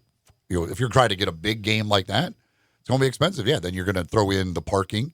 You're going to throw in, so as Bear talked about, if you want to stay in a hotel, all that stuff, the money you start forking out. The Ole Miss Memphis game is almost $60 for Ole Miss tickets through their website right now, and that's not including parking. So yeah, that's not cheap. Yeah, sports are an expensive endeavor these days. I just opened up a page, and the team I opened up to was Florida, so I'll use Florida as an example. Miami, of course, that's not a home game. That'll be in Orlando. But then you have Tennessee Martin. So are you going to want to shell out money to go to the game, parking, concessions, all that stuff to see UT Martin, which goes back to Mac Brown and what he said about playing no FCS teams, probably no Group of 5 teams, but would that even matter if you played and also ran from the Big Ten? I don't know, but I would imagine who you're playing is a big difference maker as well. As to wanting to go. Well, that's what I said. You talked about the ticket sales. That's what I said about like Tennessee. Like for anybody, like, do I need to go to all of the games, or am I just going to pick one or two? If I want the pop and circumstance, do I not get that out of one or two games? Do I have to be there every time they take the field to see them run through the tee? Or can I do it once or twice when they play Georgia and Florida, or when they play Alabama, and be fine, and then skip the rest of them? Right. I mean, why? And the other thing too, and that's the other part about how expensive it is to be a fan. These neutral site games. So now you want me to go to this neutral site game, so I got to go to that city and stay in a hotel. And then you also want me to go to the bowl game at the end of the year. Or just think if you're an Alabama fan or a Clemson fan, every year At the end of the year, you've got the SEC championship game. Then you've got 2 playoff games in 2 other cities. And and both of those have played a lot of those neutral site games at the beginning of the year. So beyond just what you're asking me to come to the campus, hey, I live in Alabama, I live in Tuscaloosa. Well, I've got 4 games I got to try and travel to at neutral sites that are really expensive tickets because the SEC championship, these neutral site games, these the playoff games, those are really expensive, and you're asking me to go to all of those as well. True, but the neutral site games and the championship game bring in other sports fans and college football fans around the country, whether or not they have an allegiance to those teams, because they want to attend the big event and they have the money to do so. So there is some other people that will jump into the fray for those type of tickets. But your point is well taken about. But if I'm a fan, would I rather watch Alabama at home against Abilene Christian or save all that money and go to the championship game? Well, you want to go to the championship game, but you know that those prices are going to probably, if you're worried about saving money for one game, you probably will be outpriced for the championship game. So that's where you end up to have that pomp and circumstance, to have that thrill of going to an Alabama game for an Alabama fan who doesn't have a lot of money. They'd end up going to the Abilene Christian game. But there's a lot less because they are trying to do what you're saying. Michael has dialed in. Hi, Michael. Hey, guys. I got a quick way to help bring attendance back. It's not going to bring more people in, but the AAF was a big failure. But their idea of using fantasy football and using things like that, you got to make it more interactive. Mm-hmm. And if you make it more interactive, people will forego watching other games if they know the experience is going to be a big plus, a big success. So I don't understand why these teams in the SEC, with all this money that they got, cannot find a way to involve fantasy football in in-game games and things like that will bring the experience up. I believe that will be a big positive. All right, thank you, Michael. You talking about the gambling element in college sports? Yeah, like right there in the stadium. I don't know. I don't see them going down that road, but I think his point's well taken. But now it goes back to, hey, we're already worried about people that go to baseball games and other sporting events that are on their phone the whole damn time, not watching the actual game. Now you're going back and forth between your apparatus that you bring, your phone, more than likely, maybe an iPad, and then watch the game. But you're not going to take a line drive to the head at a football game. That's what I'm saying. But there's still ways to get involved in from a gambling standpoint. I understand what Mike. He's absolutely right. Mark is next. Hey, Mark. Hey, how's it going? Good. Listen, it's the temperature. They're having the day games 11 a.m. at 1 p.m. instead of 7 p.m. That's why I'm not going. LSU, Ole Miss. It's very hot out there. Mm-hmm. Well, yeah, I mean, the early season, yes, you get some of those afternoon games that get, very hot. Just because of TV. Yeah, no question about it why games kick off the way they do. But Mike likes to play, at least at Memphis' situation, they like to play day games. Most players like to play day games. They don't want to wait around all day to play the game. But, I mean, from a fan standpoint, you're completely right, Mark. All right, man. Thanks so much. Thank you, my friend. Appreciate it. The summer savings are going on at Edwin Watts right now. They've got all kinds of great deals. Jay Hasselman told us earlier this week about some of the deals, but also new stuff they've got coming in. They've just got some new wedges in. They've got some other new stuff that is coming here in the very near future. Plus, right now, you can save on Titleist Tour soft golf balls. Just $29.99 for a dozen. It's a $5 savings. They've got the Mac Daddy 4 wedges as well that we talked about that are in there now.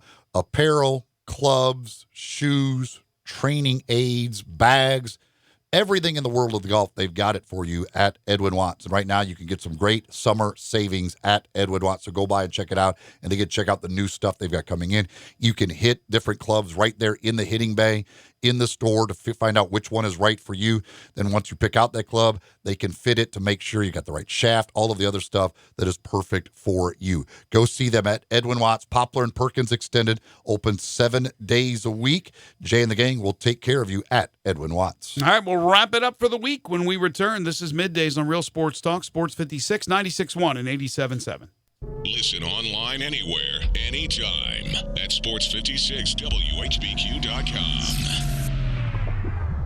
Hi, this is Troy Five Ash, owner of Five Ash Roofing. It is that time of year where the weather is unpredictable, and given the recent storms, it's a good time to discuss insurance claims. So here's a few things you should know. Always hire a local contractor, because if you have a problem with your roof down the road, you want to be able to find him.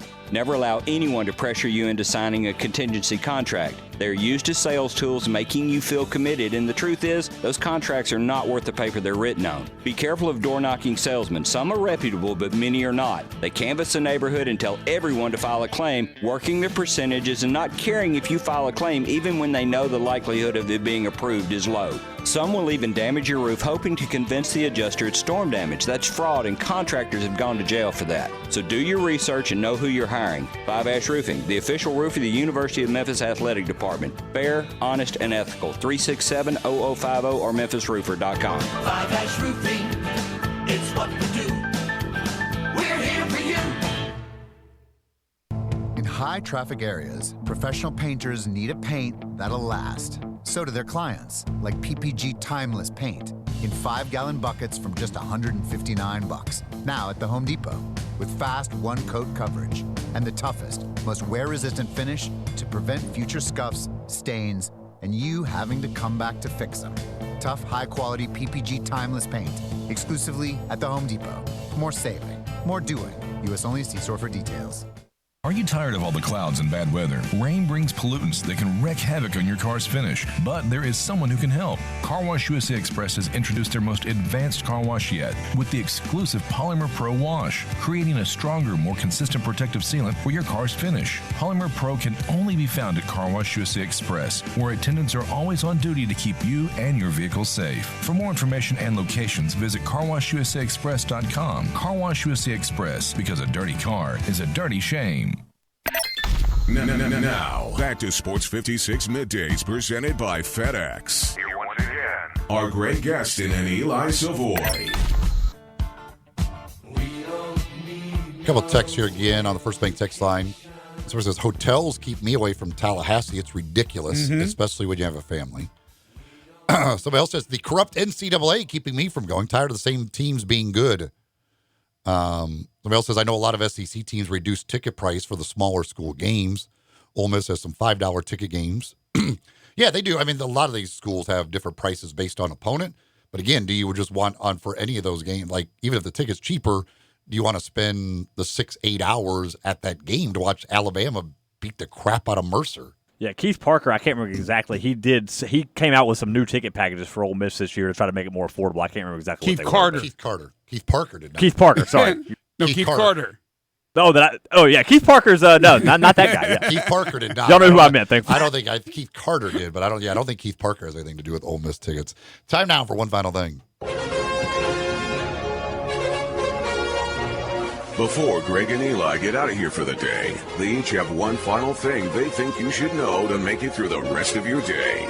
So here are Greg and Eli with one final thing. All right, Austin alerted me to this story. Quite an unusual story, but it's almost like a movie. Baseball fan Nathan Patterson was at Coors Field a few weeks back, and he threw a pitch at their little radar booth, and it clocked 96 miles per hour. This was on July 15th. He has now signed a contract with the Oakland Athletics. The 23-year-old signed the deal, I think, yesterday. Patterson played high school baseball but never pursued the sport in college. He started taking baseball seriously again last August. He originally caught the A's attention at a Nashville Sounds game, the team's AAA affiliate at the time, when he threw 96 miles per hour there as well. He told MajorLeagueBaseball.com that he hadn't thrown for a few years before last August and noted of his high school playing days, I didn't really have a good arm then. So I don't know. He's got a bionic arm now, 96 miles per hour, and he has a contract with the Oakland Athletics. Good for him. That's cool. Wanted to mention that this weekend, a couple of new show. Well, one not a new show, but it's starting up a new season here on Sports 56, 96.1 and 87.7. Tomorrow morning from 6 to 7 in the morning will be the debut of Outdoors Today, a new outdoor show that we're going to have here on the station. That's from 6 to 7 on Saturday mornings for the outdoors folks. And then the Blue and Gray Show will make its return this weekend as well for a new season. John Stacy and his crew will have that for you from 5 to 7 on Sunday night. So 5 to 7 Sunday night. The Blue and Gray Show is back this week. And also Outdoors Today makes its debut from 6 to 7 tomorrow morning. Looking forward to the new show on the outdoors. And, of course, John Stacy, who I've known for many, many years. The guy bleeds blue and gray. I mean, literally, it comes out blue and gray. So that should be a lot of fun as well. Time to wrap it up for the day and for the week. We thank you, folks, for listening. Really appreciate it. All your texts, all your phone calls, all your messages to us. And just for those who listen and don't do any of that, just can't thank you enough for being a part of our program each and every day. Thanks to our great guests today, Russell Baxter, Clayton Collier, and Barrett Salee. We're back Monday in studio starting at 10 o'clock. But stay tuned. Johnny Radio's Happy Hour. It is coming up next. For Austin Eldridge, Eli Savoy, I'm Greg Gaston. Have a great weekend, everybody.